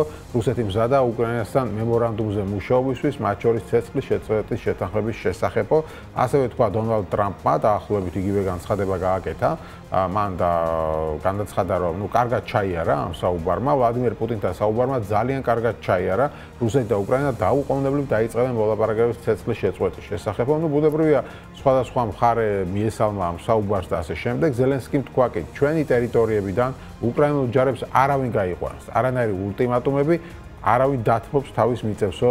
მან დიმიტრი პესკოვმა თქვა, მოსკოვსა და კიევს მემორანდუმთან დაკავშირებით რთული კონტაქტები ელით, ეშმაკი დეტალებშია. პესკოვი ამბობს, რომ უბრალოდ კიევს დროის გაწელვა უნდა რომ მოითქვას სული და ასე შემდეგ. ამ ყველაფერს მოყვა ის, რომ დონალდ ტრამპმა დროებით გადაიფიქრა სანქციით, რომ იმუქრებოდა რაღაც კიდევ დამანგრეველი სანქციები და თქვა, რომ რუსეთს დამატების სანქციებს ამ ეტაპზე აღარ დაუწესებ, იმიტომ ამან შეიძლება მოლაპარაკებებს ხელი შეუშალოსო. ასეთი არის ვითარება ამ მომენტისთვის. სერგეი ლავროვი ამბობს, ვლადიმერ პუტინმა დონალდ ტრამპს უკრაინის კრიზისის სამართლიანი მოგვარების მიმართ რუსეთის ერთგულება დაუდასტურა. რას მოგცემს ეს საუბარი? გიორგი გობრონიძე, და გიორგი ტუმასიანი იქნებიან ჩვენი სტუმრები, საერთაშორისო პოლიტიკის ანალიტიკოსები, მოგესალმებით. მადლობა გადაცემაში საუბრისთვის. რატო გიორგი, თქვენგან დავიწყებ, რას ფიქრობთ, რა ეტაპზე ვართ ამ კონფლიქტში დღეს? რამე შეიძლება შეიცვალოს თუ არაფერიც არ შეიცვალოს. სამწუხარო რეალობა ის არის, რომ უახლოეს მომავალში ამ კონფლიქტის ამოწურვის ან შეჩერების ან შეწყვეტის არანაირი კონტური არ ჩანს და პრინციპში ახლა ძალიან საინტერესო იყო ის ციტატები, რომელიც თქვენ მოიყვანეთ და აი აქ შეიძლება მარტივი კითხვა დავსვათ, აი რა გავიგეთ ამ ყველაფრიდან, ხო საბოლოო ჯამში გავიგეთ ის, რომ საუბრობენ. მორჩა, ანუ საუბრობენ რისთვის, საუბრობენ რაზე, საუბრობენ რომელ მიზეზებზე. აქამდე პრინციპში გასაგებია, მაგრამ ნუ სახასიათებს ესეთი პერიოდები და ჩვენ შეიძლება რამოდენიმეჯერ გავხდეთ ასეთი მოლაპარაკებების დაწყების მომსწრენი ამ კონფლიქტის განმავლობაში. გამომდინარე იქიდან, რომ რუსეთის ფედერაცია არ არის ამ ეტაპზე დაინტერესებული ცეცხლის შეწყვეტით, რუსეთის ფედერაცია იქნებოდა ცეცხლის შეწყვეტით დაინტერესებული იმ შემთხვევაში, მაგალითად, თუ კი მას ექნებოდა სერიოზული საფრთხე ბრძოლის ველზე, კატასტროფისა. ამ შემთხვევაში რუსეთს ეს არ აქვს. სამწუხარო რეალობაა, მაგრამ სანამ დასავლეთმა შეძლო კონსოლიდირება, მე არ ვაკნინებ დასავლური დახმარების როლს, უკრაინის სახელმწიფოებრიობის შენარჩუნება, განაპირობა დასავლურმა დახმარებამ, მაგრამ მას არ განუპირობებია და არ იყო საკმარისი იმისთვის, რომ უკრაინას მიეღწია ტაქტიკური, ოპერატიული ან სტრატეგიული უპირატესობისათვის ბრძოლის ველზე. ჩვენ თავიდან ნახეთ, რომ კი, უკრაინა საკმაოდ კარგად წევდა წინააღმდეგობას, როგორც ასეთი, მაგრამ საბოლოო ჯამში თავისი გაიტანა მაინც იმან, რასაც ქვია რაოდენობრივი უპირატესობა, სამხედრო სამრეწველო კომპლექსის მოცულობა, თუნდაც იგივე იაფი შეიარაღება და ასე შემდეგ, თუ დასავლეთი ეხმარებოდა უკრაინას, რუსეთმა ასევე შეძლო მხარდამჭერთა მობილიზება, იგივე ირანის, ჩინეთის, ჩრდილოეთ კორეის და სხვა სახელმწიფოების სახით, რომელიც თანდათანობით კიდევ უფრო გამოიკვეთება თუ რა დოზით არიან ჩართულნი ამ კონფლიქტში, ჩვენ ნახეთ არა მარტო იარაღის მიწოდება, არა მარტო დრონების მიწოდება, ვნახეთ გაგზავნილი ჯარისკაცების საბრძოლველად, რაც სხვათა შორის არ გაუკეთებია უკრაინის არც ერთ მოკავშირეს მაგალითად ამ შემთხვევაში და ვნახეთ ისიც, რომ საბოლოო ჯამში დღეს რუსეთს აქვს ინიციატივა ხელში და აქედან გამომდინარე, რუსეთისთვის არ არის საინტერესო როგორც ასეთი უკრაინასთან მშვიდობა, იმიტომ რომ განსხვავებით დაჯდებოდა მოლაპარაკებებს მაგიდას. ნახეთ როგორი მომენტია, დაჯდებოდა, იმიტომ რომ მან ამ შემთხვევაში შეარბილოს დასავლეთის მხრიდან სანქციების გამკაცრების მომენტი და აი ჩვენ ვნახეთ კიდევაც პირველი შედეგი ტრამპი აღარ ამკაცრებს სანქციებს, ის ქმნის ილუზიას, რომ მზად არის მშვიდობისთვის, აჩენს ამ მოლოდინებს, მაგრამ რუსეთი ძალიან კარგად ხედავს კიდევ ერთ მთავარ ნიუანსს.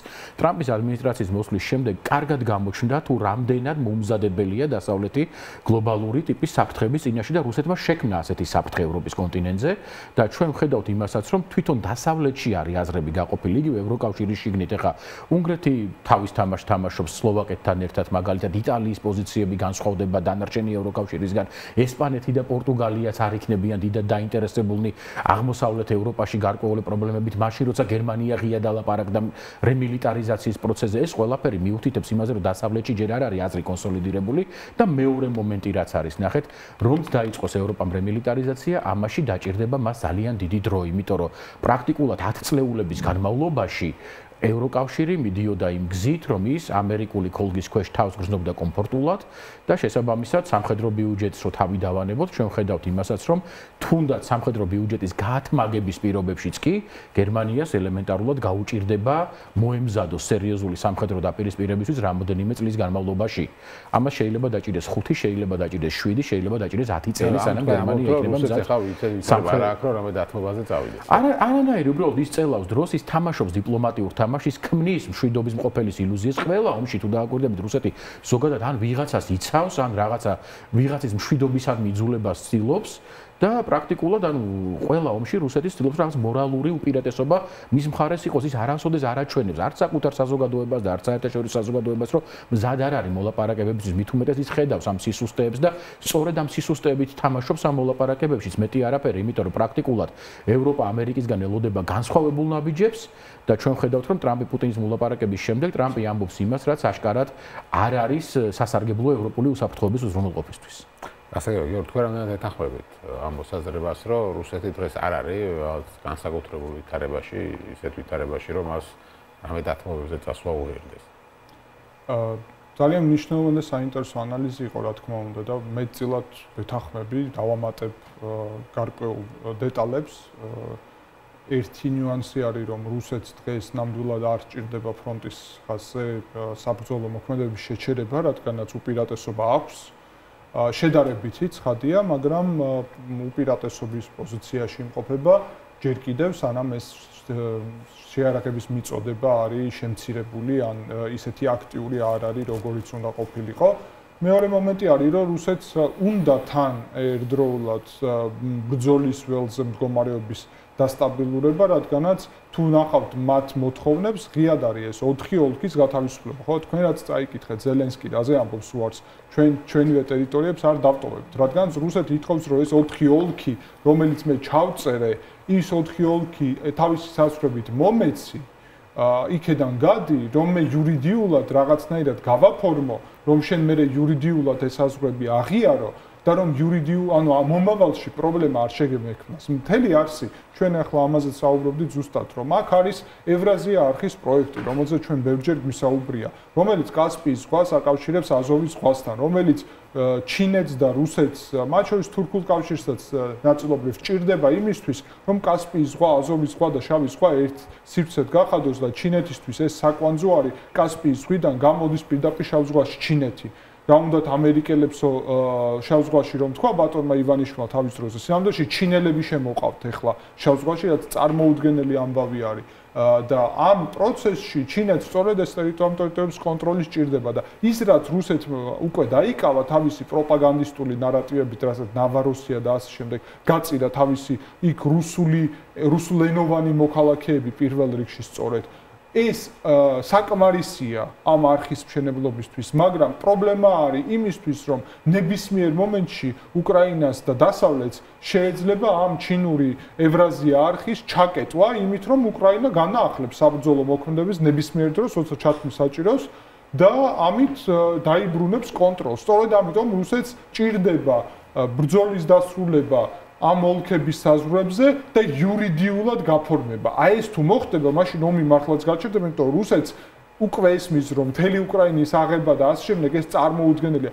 გეგმა მინიმუმი ამ არხისთვის ჩინური დაკვეთის შესრულება რუსეთმა უკვე დაასრულა და ამ არხის მინიმალური ნაწილი შეასრულა. ეს პირდაპირ ჩვენს გვიკავშირდება, იმიტომ რომ ალტერნატივა ამ არხის არის საქართველოზე გამავალი ეგრეთ წოდებული შუა დერეფანი. მაგრამ საქართველოსთან სამწუხაროდ ძალიან ბევრი ამას პრიმიტიულად უყურებს. მხოლოდ ამათ უყურებს როგორც ეკონომიკურ პროექტს. სინამდვილეში შუა დერეფანი, რომელიც ჩინეთის და მისი დაქვემდებარების ქვეშ ეკონომიკურად, მათ შორის და პოლიტიკურადაც თუ ცენტრალურ აზიაში ვნახავთ თურქული კავშირის პროექტი არის საქართველოს იქ გულისხმება როგორც დიქტატურა, რომელიც იქნება ივანიშვილის კონტროლის ქვეშ და რომელიც იქნება ჩინეთის და ამ თურქული კავშირის უპირობო კონტროლის ქვეშ. შესაბამისად, ნებისმიერი დემოკრატია საქართველოში, ევროკავშირში ყოფნა საქართველოს ამერიკასთან სტრატეგიული პარტნიორობა არის აპრიორი პრობლემა შუა დერეფნისთვის. ამიტომ ჩვენ ეკონომიკურ სივრცედან ცოტა უნდა გამოვიდეთ და მიხვდეთ, რომ აქ ცივილიზაციური არჩევანია. შუა დერეფანი შეიძლება რამდენიმე მილიარდის შოვნის საშუალება იყოს ქვეყნისთვის და ბევრს ეგონოს, რომ ეგ არის გამოსავალი. გამოსავალი არის ევროკავშირში ყოფნა და ამერიკასთან ყოფნა, რადგანაც იქ არის მაღალი ისეთი ტექნოლოგიები, რომელიც აუცილებლად არ ნიშნავს, რომ შენ ტრანზიტით უნდა მიიღოს შემოსავალი. საქართველოს შეუძლია როგორც ისრაელს მაგალითად, საერთოდ ჩიხურ მდგომარეობაშიც იყოს, მაგრამ იმდენად ძლიერი იყოს, რომ უმდიდრესი იყოს, როგორც სინგაპური და ისრაელი მაგალითად თუ იქნება შეერთებულ შტატებთან და ევროკავშირთან. ხო, გასაგებია ეს კიდევ ცალკე თემა, ამიტომ უკრაინის საკითხს დაუბრუნდეთ. გასაგებია რომ თქვა თუ რუსეთ უკან არ დაიხევს, ელას გამოს რომ მეც არ დავიხევ უკან და მე რა ხდება? და სწორედ ამაზე ვსაუბრობდით, როცა აღნიშნეთ, რომ უახლოეს მომავალში ეს ომი არ გაჩერდება, იმიტომ რომ როგორც ერთ ისე ზეწოლა ვიზეშე მე ამერიკა ამბობს რომ თუ ეს ასე მოხდება, ტრამპი გავალ მოლაპარაკებელ პროცესიდან. ეს კიდე ცალკე პრობლემაა, რომელიც ძალიან აშფოთებს მათ შორის პირველ რიგში ევროპელებს, მოდი ასე შევხედოთ, იმიტომ რომ ტრამპი გავა პროცესებიდან რას ნიშნავს, რომ ამერიკა დაუბრუნდება იმ იზოლაციონიზმის, რაც გასული საუკუნის პარადიგმას, როცა ის ჩაკეტილი იყო ამერიკის კონტინენტზე, ანუ გავა პროცესიდან მაშინ ვის უთმობს პროცესებზე კარტ ბლანშს ვის აძლევს ხო საბოლოო ჯამში, იმიტომ რომ თვითონ იგივე მსურველთა კოალიციაც რო ავიღოთ, ხო, აი სწორად აღინიშნა სხვათა შორის მსურველთა კოალიციის ყველაზე დიდი სისუსტე იყო, როცა მათ აღიარეს, რომ ამერიკის შეერთებული შტატების გარეშე მათ გაუჭირდებათ უკრაინის სიტუაციის მოგვარება და უკრაინაში რაიმე გარდამტეხი პროცესების დაწყება. შესაბამისად, ეხლა როდესაც ამას უყურებდა ტრამპი ამას რომ გავალ მე პროცესებიდან, ალბათ ეს გასვლა არის ის, რაც ძალიან აწყობს იგივე რუსეთის ფედერაციას, იგივე რუსეთის ფედერაციის მოკავშირეებს. იმიტომ რომ ტრამპის მიდგომაც მესმის რუსეთისადმი რა არის, პირველი რომ ტრამპი ცდილობს რომ შეასუსტოს რაღაცის რუსულ-ჩინური ღერძი, მე მგონია რომ ამან დაიგვიანა უკვე ისტორიულად გამომდინარე იქიდან რომ დღეს რუსეთ-ჩინეთის კავშირი იმაზე გაცილებით ღრმა არის, ვიდრე ეს წარმოუდგენია დონალდ ტრამპის ადმინისტრაციას და ის მიყვება რაღაც აი ამ კისინჯერისეულ ლოგიკას შეიძლება ეცეც აღნიშნოთ, რომ თუ რუსეთი იქნება დამაბალანსებელი დასავლეთსა და ჩინეთს შორის, მაშინ ეს იქნება რუსეთისთვისაც კარგი როლი და ეს აღნიშნა კიდევაც ტრამპმა რომ რუსეთს შეუძლია კარგად იბაჭროს ამერიკის შეერთებულ შტატებთან და მიიღოს შემოსავალი, მაგრამ მთელი პრობლემა იმაშია, რომ თავიდანვე არჩეულმა მიდგომამ დასავლეთისა უკრაინის კრიზისში რუსეთი აქცია ეტაპობრივად ჩინეთზე ეკონომიკურად დაქვემდებარებულ სახელმწიფოდ პირველ რიგში და მეორე ზოგადად ჩინეთის გავლენა რუსეთზე იყო საკმაოდ მაღალი. თავის დროზე სხვათა შორის ამასაც აღნიშნავ, ევგენი პრიმაკოვს ჰქონდა ესეთი ხედვა, რომ ყოფილიყო ესეთი დიპლომატიური სამკუთხედი რუსეთის, ჩინეთისა და ინდოეთის, რაც ბუნებრივია, რთული გამოსასვლელია პრაქტიკაში ჩინური, ინდური გაუგებრობებიდან და პრობლემებიდან გამომდინარე, მაგრამ იგივე რუსულ-ჩინური ღერძიც ვერ შედგა იმ სცენარით, როგორც ეს წარმოედგინათ მოსკოვში, იმიტომ რომ ამ სცენარში მოსკოვი უნდა ყოფილიყო დომინანტი და ჩვენ ხედავთ, რომ დღეს ცალსახად დომინანტი ძალა არის ბეიჯინგი. სწორედ აი ამ რუსულ-ჩინური ღერძის მოშლა უნდა და მე მესმის ტრამპის ლოიალური დამოკიდებულება რუსეთისადმი ამ ეტაპზე, მაგრამ ეს დამოკიდებულება არის დაგვიანებული. შესაბამისად, ეს ომი გაგრძელდება და გაგრძელდება არ არის აუცილებელი რომ ვიღაცა მოიგოს ამ შემთხვევაში ჩვენ გვახსოვს ირანისა და ერაყის 8 წლიანი ომი რომელიც პირდაპირ დამთავრდა იქ ზუსტად სადაც დაიწყო მდინარე შატელ-არაბის ტალვეგზე შუა წელზე როგორც ასეთი და არც ერთმა მხარემ არაფერი მიიღო მიუხედავად კოლოსალური მსხვერპლისა და მიუხედავად 8 წლიანი პოზიციური ბრძოლების ანუ ეს ომი გაგრძელდება და მიიღებს დიდი ალბათობით სწორედ ასეთ ხასიათს გადაიზრდება სტატიკურ პოზიციურ ომში სადაც იქნება ესეთი მსხვილი შეჯიბრებები და ამერიკის გასვლა მოლაპარაკებიდან ნიშნავს რომ ამერიკა გადის უკრაინას საერთოდ აღარ ეხმარება თუ მარტო მოლაპარაკებიდან გადის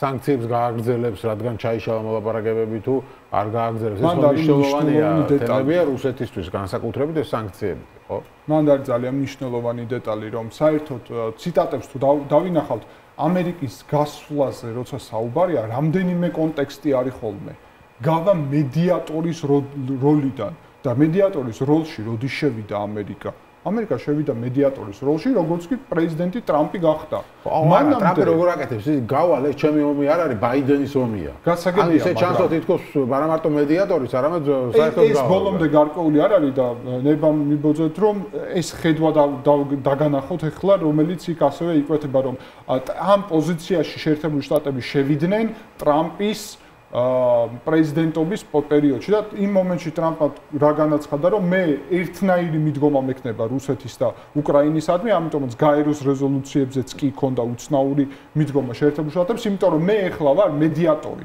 დაახლოებით შვეიცარიის როლის მორგება მოუნდა ამერიკას, რომ ორი მხარე დააბალანსოს და არ არის კონკრეტულად მხარე.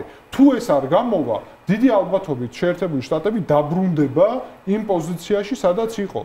ეს კი არის კონფლიქტის მხარე ამ შემთხვევაში უკრაინასთან ერთად. ამას უკავშირდება გეოსტრატეგიული ინტერესები. ავიღოთ ეს მინერალების შესახებ შეთანხმება, ავიღოთ ევროკავშირის, სადაც მისთვის ფუნდამენტური კავშირები აქვს შეერთებულ შტატებს ევროპულ ქვეყნებთან.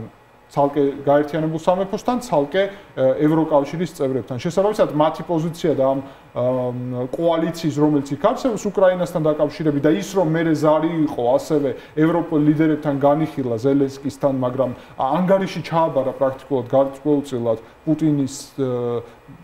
პუტინთან ზარის შემდეგ, ეს კიდევ ერთხელ ადასტურებს იმას, რომ მას აღელვებს ევროპელების ფიდბექი, პასუხი და მდგომარეობა კავშირები, იმიტომ რომ ეს უზარმაზარია ეკონომიკური კავშირების შესახებაც არის. ამერიკის სიდიადე დგას მათ შორის ევროპულ კონტინენტთან ამ ვაჭრობაზე და კოორდინაციაზე. შესაბამისად, შეერთებული შტატები დიდი ალბათობით დაბრუნდება ბაიდენის მდგომარეობას, რა თქმა უნდა, რიტორიკის დონეზე ბაიდენს დააბრალებს, რაც სჭირდება, მაგრამ არსი არის ის, რომ ახლა უკვე მიყიდის გარკვეულწილად იარაღს იმის გასვლა და ჩვენ ამაზე საუბრობ მარკო რუბიო, რომ უკრაინისთვის პატრიოტების სისტემები ჩვენ არ გვაქვს, მაგრამ მოკავშირეებთან თანამშრომლობთ მიწოდებისთვის. კი ბატონო, ეს ახალი მინერალების შეთანხმებით უბრალოდ სხვანაირად გაფორმდება ფინანსური მხარე, ჩვენ ამაზე გვისაუბრია.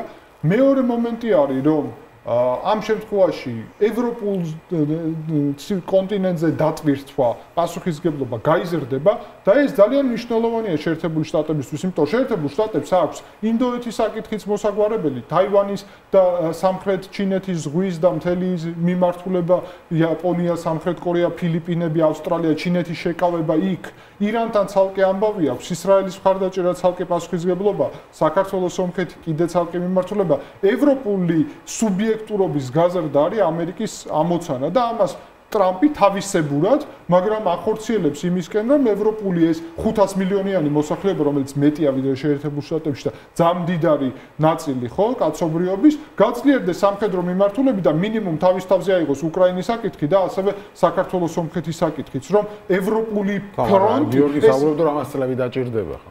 ამას წლები დაჭირდება, თუმცა გერმანია ახლა ძალიან აქტიური ტემპით ჩაერთო მაგალითად თამაში, დანარჩენებიც პოლონეთი კიდევ უფრო აქტიურად უკვე დიდი ხანი არის. აქ არის ერთი მნიშვნელობა, ჩვენ ხედავთ გადალაგებას და მათ შორის იმისთვის მზადებას, რომ გლობალური ამ კონფრონტაციის ან ომისთვის შეიძლება მსოფლიო ომისთვისაც კი, სადაც დემოკრატიები და დიქტატურები ორ ბანაკად იყოფა, ევროპული ფრონტის ჩაბარება უნდათ ევროპელებისთვის, რადგანაც ჩვენ ვნახეთ, რომ არის კიდე ერთი ფრონტი, ინდოეთ-პაკისტანის და აშკარად პაკისტანი ჩინეთთან ერთად არის და ინდოეთი გამოჩნდა, რომ ისრაელთან, საბერძნეთთან, შეერთებულ შტატებთან, საფრანგეთთან აქეთა ფლანგში არის, იქაც ეს კვეთა ნათელი არის. შესაბამისად, შეერთებულ შტატები მათ შორის თაივანისთვის ომისთვისაც ემზადება და სხვა ფრონტი, ანუ ჩვენ სამწუხაროდ ხედავთ მესამე მსოფლიო ომისთვის გადალაგებას და საქართველოს სად არის აქ ძალიან მნიშვნელოვანი საკითხი არის ამ კონტექსტში. ან საქართველოს არის დემოკრატიების მხარეს, ან დიქტატურების მხარეს და დღესდღეობით ჩვენ მივდივართ დიქტატურების მხარეს. ივანიშვილი აქ ჩინეთის, რუსეთის და სხვა სახელმწიფოების გავლენის ქვეშ მიყავთ საქართველოს და ეს არის ძალიან დიდი პრობლემა, იმიტომ რომ თუ ფარდა ჩამოიკეტა აქ ამ ორ ცივილიზაცია შორის დემოკრატიული და დიქტატურული და საქართველოს დარჩა დიქტატურის მხარეს, კატასტროფულ შედეგები უკრაინა ვერ დარჩება. ეს არის ძალიან მნიშვნელოვანი. უკრაინა დემოკრატიაში რჩება. ხო, ну კი ბატონო, ეგ კიდევ ვიმეორებ, ცალკე საკითხია საქართველოს თემა, მე მინდა რომ ეს უკრაინის საკითხი ამოვწუროთ მთლიანად. თქვენ ამბობთ, რომ ეს ომი შეიძლება ესე გაგრძელდეს, კარგად არ დასრულდეს, მაგრამ დღეს რუსეთი შესულია ხო უკრაინის ტერიტორიაზე. ანუ თუ ასე დასრულდება, არაფერი დასრულება არ გამოდის. გამოვა რომ რუსეთი რაღაც ტერიტორიებს წაიღებს, ხო, როგორც ახლა არის. შესაბამისად, ამაზე ხო უკრაინა ალბათ არასოდეს არ დათანხმდება. რომ რაღაც აღიაროს ეს ტერიტორიები რუსეთის ნაწილად. ხო, ანუ თად ისე სადაც დაიწყო, იქ ვერ დასრულდება. არა, ამ შემთხვევაში ეს უბრალოდ იყო ხანგრძლივობის საჩვენებლად, რომ შეიძლება ძალიან დიდი ხანი გაგრძელდეს და აი ამ მდგომარეობაში რაშიც ვართ, ეხლა აი ეს არ შეიცვალოს ამ პერიოდის განმავლობაში, თორე ის რა პოზიციებიც უკვე რუსეთს აქვს, რა თქმა უნდა, უკრაინას მთელი პრობლემაც ამაში მდგომარეობს, რომ უკრაინას არ აქვს იმის ძალა, რომ გაყაროს რუსები აქედან და მეორე პრობლემა იქ არის, რომ რუსეთს ძალიან გაუჭირდება შევიდეს კიდევ უფრო მეტად ღრმად უკრაინის შიგნით, იმიტომ რომ ჩვენ უნდა გვესმოდეს ორი ნიუანსი ახლა. ერთი რომ ზოგადად თვითონ ომია ცალკე აღებული კატასტროფა, მეორე რომ უკრაინა ევროპის ერთ-ერთი ყველაზე დიდი სახელმწიფოა ტერიტორიულად და უკრაინას ისტორიულადაც აქვს პარტიზანული ბრძოლების გამოცდილება, ასიმეტრიული ბრძოლის გამოცდილება და ასე შემდეგ.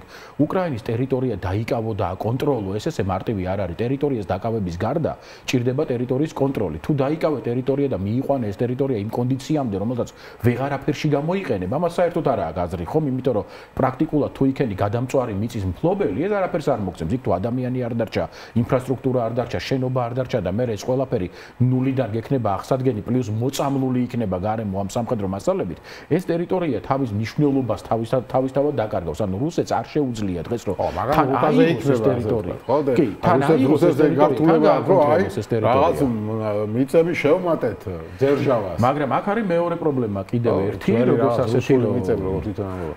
დააკვირდით, ახლა რუსეთი რო აი ამ მიმართულებით წავიდეს, ალბათ მიწები შეკრება, ხო, როგორია საბირა ხო, შევკრებ რუსულ მიწებს და უკრაინის სახელმწიფოს პროპაგანდისტული ნარატივი არ არის გეოპოლიტიკური ამოცანა. კი, ანუ ეს ვერ იქნება პრაგმატული გათვლა და ამოცანა ზოგადად. ხო, ეხლა იგივე როცა ვსაუბრობთ ჩვენ აი პარალელი რო გავავლოთ 2008 წლის ომთანაც თბილისი რატომ არ აიღო ხო რუსეთმა იმიტომ რომ თბილისი რუსეთისთვის არ იყო არაფერი სერიოზული მომცემი მილიონიანი ქალაქის კონტროლი რუსეთის იმჟამინდელი სამხედრო ძალებისთვის ეს იქნებოდა ძალიან რთული იმიტომ რომ ეს არ არის რომ ტერიტორია აიღო და მტერი დაამარცხო ტერიტორიას უნდა გაკონტროლება ტერიტორიას უნდა მოვლა თუნდაც იქ არსებული მოსახლეობის რეპრესიების განხორციელება ჭირდება რესურსები და შესაბამისად ეს ყველაფერი ძალიან დიდ ძალისხმევას მოითხოვს რუსეთისგან და აქედან გამომდინარე რუსეთს ამის უნარი რომ სწრაფად შევიდეს და ამხელა ტერიტორია დაიკავოს როგორც ასეთი არ აქვს. სწორედ ამიტომ ეხა თუ არც ერთი მხარე არ არის მზად რომ შეჩერდეს, იმავდროულად არც ერთ მხარეს არ შეუძლია წავიდეს წინ, ჩვენ ვიღებთ სტატიკური ხასიათის პოზიციურ ბრძოლებს და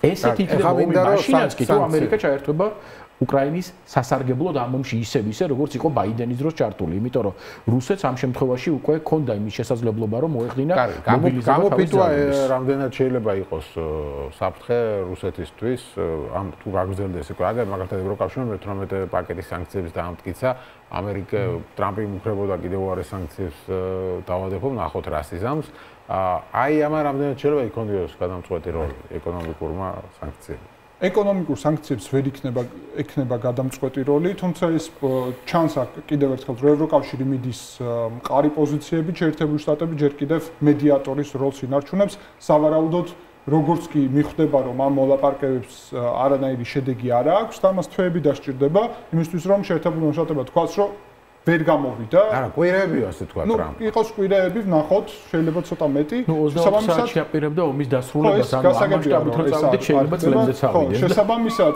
ნათელი იქნება რაღაც მომენტში შეერთებული შტატები დაბრუნდება ამ პოზიციაში. ეხლა თავარი კითხვა, მოდით პირდაპირ თქვოთ რა, გეოპოლიტიკური დგას იმაში, რომ ცოტა ხნის წინ 9 მაისს სინამდვილეში იქ აღლუმი კი არ იყო მთავარი. სი ძინპინის ჩასვლა და რუსეთთან ძალიან მნიშვნელოვანი ახალი შეთანხმების დადება იყო მნიშვნელოვანი. რომელშიც წერია პრაქტიკულად რომ სამხედრო შეიარაღების მიმართულებით ჩინეთი და რუსეთი იწყებენ ძალიან მნიშვნელოვან თანამშრომლობას. ჩვენ ჩინური ტექნოლოგიების გამოყენება ვნახეთ უკვე პაკისტან-ინდოეთის ამ ომში პრაქტიკულად, რომელიც გაიმართა, სადაც ჩინეთს ახლა აქვს გარკვეული, ასე ვთქვათ, ამაღლებული განცდა საკუთარი სამხედრო შესაძლებლობების. დიდი ალბათობით ჩვენ ძალიან მალე ვიხილავთ ამ სამხედრო შესაძლებლობების გარკვეულ ნაწილებს აპრობირებულს უკვე რუსეთის შეიარაღებულ ძალებში და გარკვეულ დასავლურ ტექნოლოგიებს უკვე ვხედავთ უკრაინაში და ეს სავარაუდოდ მოიმატებს კიდევ ევროპელების ხარჯზე და მომავალში დაწესებული ამერიკელების. უკრაინაც გახდება უკრაინის ეს ფრონტიც გახდება ჩინურ დასავლური ასე ვთქვათ ტექნოლოგიების ბრძოლის ველი, ისევე როგორც არის ინდოეთ პაკისტანის, რადგანაც როგორც აღნიშნე, ჩვენ რასაც ხედავთ, სოფლიო ომის რაღაც კონტურები იკვეთება, სადაც ჩვენ ხედავთ ტექნოლოგიური ცენტრი აქეთ ამ მხარეს არის ჩინეთი, რაც არ უნდა დრონების მიმართულებით თურქეთს და თურქულ კავშირს წინსვლა კონდეს რუსეთს რაღაც ბალისტიკურ რაკეტების მიმართულებით, ეს ტექნოლოგიები არის მაინც შეზღუდული და არ არის იმ მასშტაბის. ერთადერთი, ვისაც აქედან შეუძლია რეალური კოსმოსური ტექნოლოგიების განვითარება, რეალური მეხუთე თაობის თვითფრინავის განვითარება და ასე შემდეგ, ანუ ხელოვნური ინტელექტის განვითარება არის ჩინეთი. შესაბამისად, ეს ყველა ავტორიტარული ქვეყანა ეხლა ორიენტირებულია ჩინეთზე, რომ ჩინეთიდან მიიღოს ყველა ტექნოლოგია, რომელთაც უნდა შეებრძოლოს დასავლეთს და პაკისტანის შემთხვევის მერე ეს ოპტიმისტური განცდა არის. ეხლა უკვე კითხვა იმაში არის, რომ რა თქმა უნდა დაიტესტოს მათ შორის მაგალითად JF ნაირსახეობის თვითფრინავის წინააღმდეგ J10C-ის ნაირსახეობის, ან რომელიც პაკისტანში გამოჩნდა, ხო? ამის ალტერნატიული რა შეიძლება იყოს? F-35-ს როგორ შეიძლება კომუნიკაცია ამასთან? F-35-ის მიწოდება ინდოეთისთვის მოხდება? თუ მოხდება მაგალითად ამის მიწოდება უკრაინისთვის სამომავლოდ? ანუ ეს კონტურები ამ კუთხით იკვეთება და ჩვენ აუცილებლად დავინახავთ, ანუ უკრაინის ბრძოლის ველი, როგორც დაპირისპირების ცხელი წერტილი, როგორც ინდოეთ-პაკისტანის, როგორც ისრაელის წერტილი არის დაპირისპირების, არ გაქრება ნებისმიერ შემთხვევაში, იმიტომ რომ აბსოლუტურად გასაგებია, რომ ამ ეტაპზე სულ მცირე ყირიმის საკითხი არ მოგვარდება და აი ამ კორიდორის რაც უკვე შექმნა. შესაბამისად, ეს იქნება იმ მომენტისთვის, როცა დაიწყება უფრო ფართომასშტაბიანი პროცესები და ჩვენ ხედავთ, რომ ორივე მხარე ემზადება გაცილებით უფრო ფართომასშტაბიანი კონფრონტაციისთვის და ომისთვის ამ კონტექსტში და უკრაინის ველზე ის იქნება მაინც. შესაბამისად ეკონომიკური სანქციები გაგრძელდება, მაგრამ ეკონომიკური საკითხები მითხრათ, აი რუსეთში რამდენად აქვს ამას გავლენა ეხლა და ამ მომავალ სანქციებსაც ხედავთ, რომ რუსეთის ეკონომიკა მცირდება და დღეს უკვე ღიად ალაპარაკდნენ ამაზე, რომ რუსეთის ეკონომიკა მცირდება, მაგრამ ხო, იმისა რომ გადაიყვანეს სამხედრო იცით როგორი მომენტია, არსებობდა მთლიანი შიდა პროდუქტის ზრდის დინამიკა და ასე შემდეგ, მაგრამ საბოლოო ჯამში ეს ეკონომიკა მცირდება. ეს ჩვეულებრივი მომენტია. მეორე ფაქტორი რა არის? სადამდე შეუძლია რუსეთს გაუძლოს ეკონომიკის შემცირებას, იმიტომ რომ ჩვენ უნდა გავმიჯნოთ ორი რაღაცა, რომ გარდა იმისა, რომ სახელმწიფოს გააჩნია თავისი კონკრეტული ცვლადები, ასევე გააჩნია ისტორიული, სოციო-კულტურული რეკვიზიტები და მაგალითად რუსს შეუძლია იცხოვროს გაცილებით ნაკლებ კომფორტში, ვიდრე შეუძლია ბელგიელს რო იცხოვროს, ვიდრე შეუძლია იცხოვროს შვეიცარიელს და ასე შემდეგ. აქედან გამომდინარე ის, რაც მაგალითად ევროპის მთელ რიგ ქვეყნებში გამოიწვია რევოლუციას, ეს არ გამოიწვევს რუსეთში იმ რეალურ რყევებსა და რღვევას, რისი მოლოდინიც არსებობს. მეცაც ვიტყვი, ეკონომიკის შემცირდება, რუსეთის ცხოვრების სტანდარტი დაეცემა და რუსული ხელისუფლება ამას აუცილებლად გამოიყენებს ისე, რომ მოახდინოს ამ ყველაფრის გადაბრალება კოლექტიურ დასავლეთზე და გამოიყვანოს დასავლეთი ხელახლა როგორც ერთგვარი მტრის ხატი. ჩვენ ეს ერთხელ უკვე გავიარეთ იგივე საბჭოთა კავშირის პერიოდში, როდესაც ყველაფერზე იყო დეფიციტი და ყველაფერი იყო კაპიტალისტური დასავლეთის ბრალი.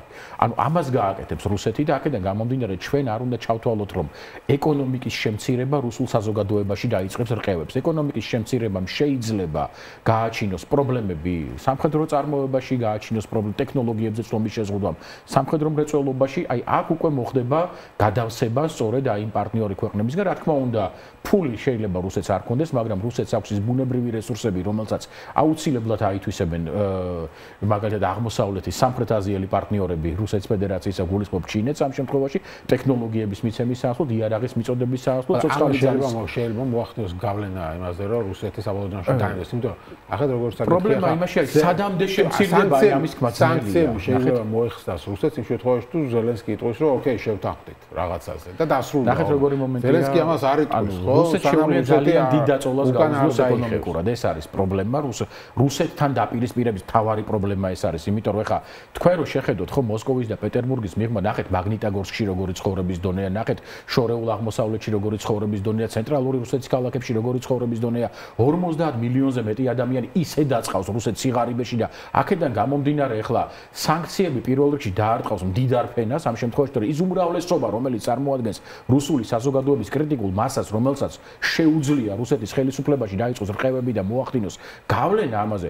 კარგით, რაზე ვლაპარაკობთ? საერთოდ 10,000 რუბლის კომპენსაციას უხდიან და შეიძლება გადაწყვიტოს, რომ რაღაცას მოდი აქ არის საკითხი, სადამდე სანქციები მომეხსნას. სადამდე დააწובה ეს სანქციები, იმიტომ რომ ამ შემთხვევაში ხა არ წარმოედგინოთ ისე რომ ეს სანქციები ელიტას ძალიან დააზარალებს. რა 1979 წლის მერე ირანი ცხოვრობს სანქციების ქვეშ, ჩრდილოეთ კორეა ცხოვრობს სანქციების ქვეშ. ვინ არის ყველაზე მეტად იქ დაზარალებული? იქ არის დაზარალებული ხალხი, როგორც ასეთი, თორე არც კიმ ჩენ ინს აკლია არაფერი. და არც აიათოლა ხამენეის აკლია, არც პუტინს მოაკლდება არაფერი, ამით დარწმუნებული იყავით. ანუ სანქციების ეფექტურობა, ის რომ რუსეთი მიიყვანოს სამხედრო მარცხამდე, ეს არა. სანქციებმა შეიძლება ხელი შეუშალოს რუსეთის როგორც სახელმწიფოს განვითარებას და პროგრესს, მაგრამ სამხედრო მარცხამდე ეს ვერ მიიყვანს რუსეთს. ჩინეთის ხარჯზე ფიქრობს, რომ მაგას ჩინეთის ხარჯზე ამას დააკომპენსირებს, მაგრამ ჩინეთი ამას გააკეთებს საფასურის სანაცვლოდ აუცილებლად. ფლიანი რუსეთის. კი, ანუ ეს არის მთავარი პრობლემა და აი სწორედ აქ შედის დასავლეთი იმ ჩიხში, ზუსტად სადაც ან მიიღებს უკიდურესად გაძლიერებულ ჩინეთს და ერთხელ თქვი კიდევაც რომ ამ ომის დასასრული როგორი სცენარიდაც არ უნდა მორჩეს,